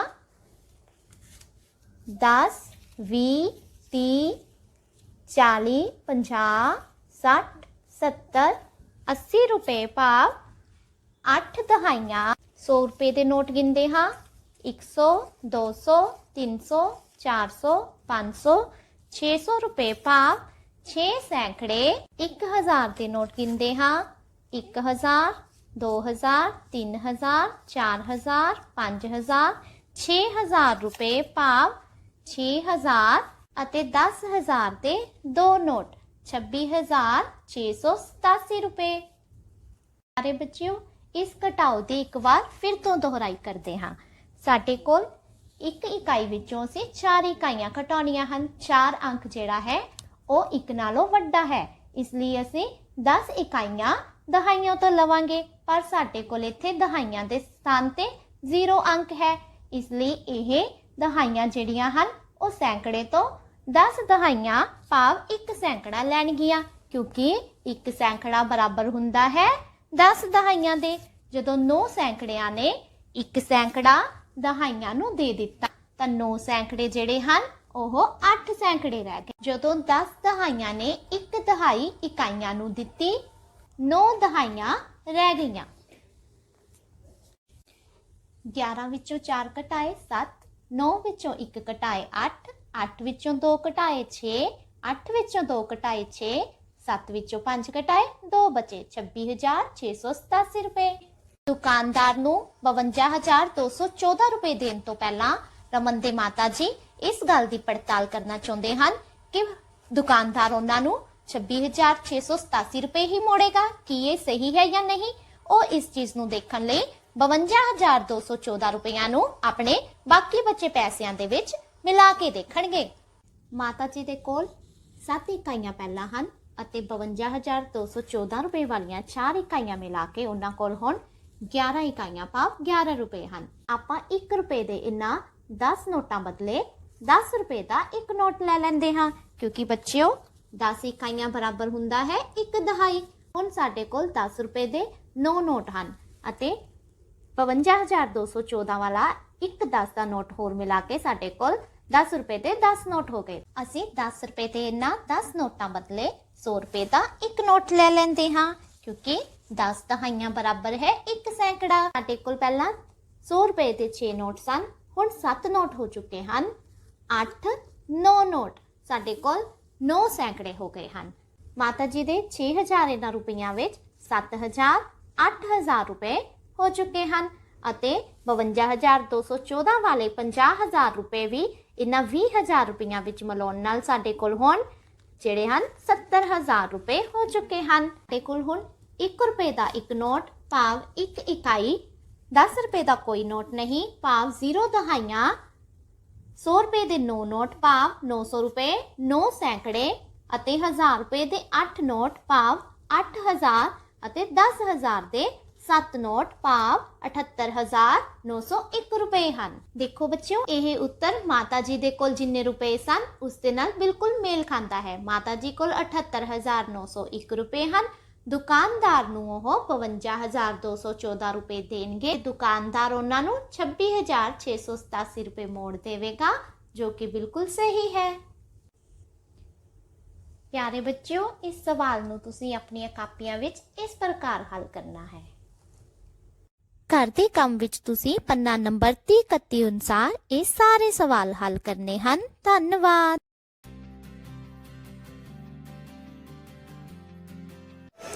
Dear children, as we have learnt wild animals, in the same way, today we are going to learn about pet animals. Children, do you know what are pet animals? Okay, let's learn about them. The animals we can keep in our homes are pet animals. So, we shall discuss them one by one with their name and sound. The pet animal in this picture is a pig. P-I-G, pig. The sound it makes. Now, this is the picture of a cow. C-O-W, cow.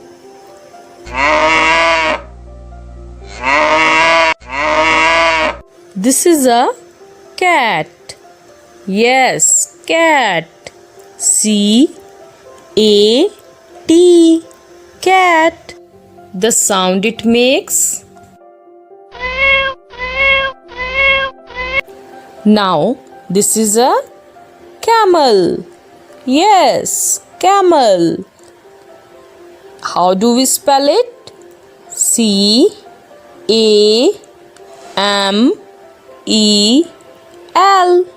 camel.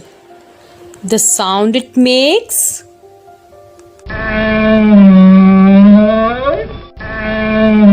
This is the picture of a horse. Yes, horse. How do we spell it? H-O-R-S-E,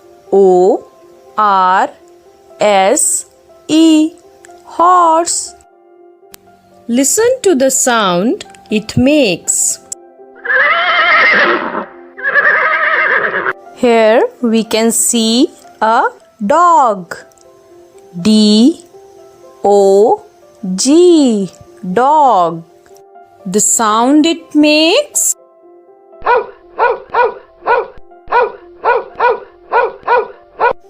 This is a sheep. Yes, sheep. How do we spell it? S-H-E-E-P,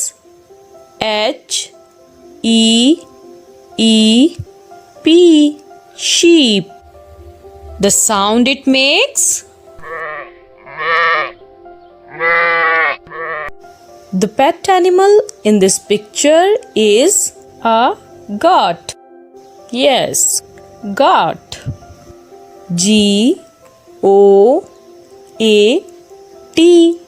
goat. The sound it makes.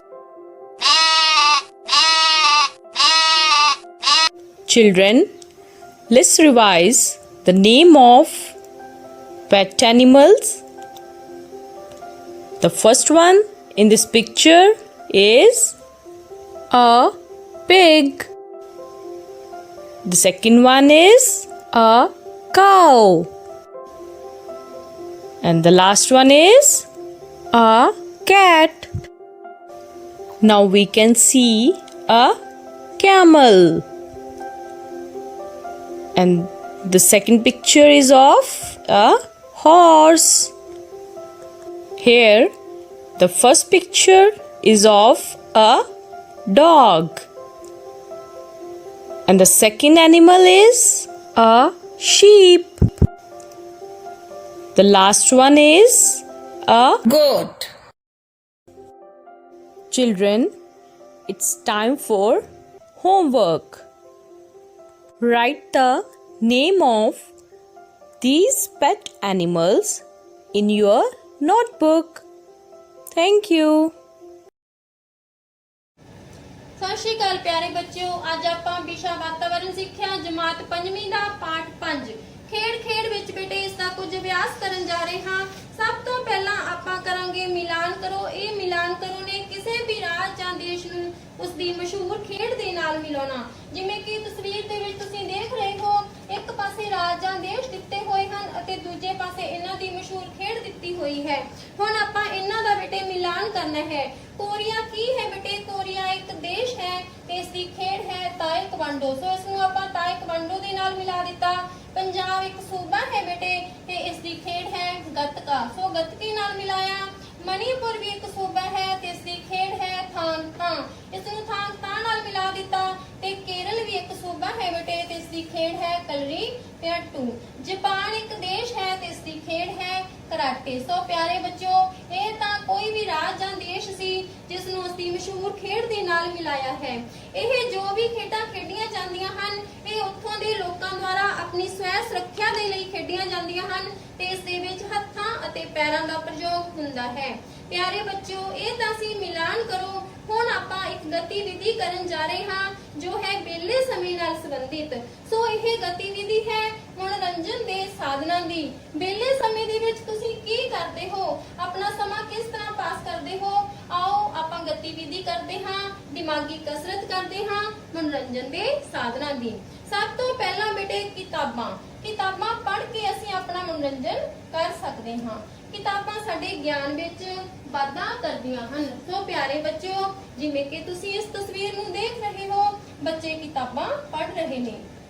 ਉਸ ਤੋਂ ਬਾਅਦ ਹੈ ਬੇਟੇ ਮੈਦਾਨ ਵਿੱਚ ਖੇਡਣਾ। ਮੈਦਾਨ ਵਿੱਚ ਖੇਡਣ ਦੇ ਨਾਲ ਸਾਡੀ ਸਰੀਰਕ ਕਸਰਤ ਹੁੰਦੀ ਹੈ, ਅਸੀਂ ਸਰੀਰਕ ਤੌਰ ਤੇ ਤੰਦਰੁਸਤ ਹੁੰਦੇ ਹਾਂ। ਸੋ ਸਾਨੂੰ ਵੱਧ ਤੋਂ ਵੱਧ ਖੇਡਾਂ ਖੇਡਣੀਆਂ ਚਾਹੀਦੀਆਂ ਹਨ ਜਿਵੇਂ ਕਿ ਬੱਚੇ ਮੈਦਾਨ ਵਿੱਚ ਖੇਡ ਰਹੇ ਹਨ।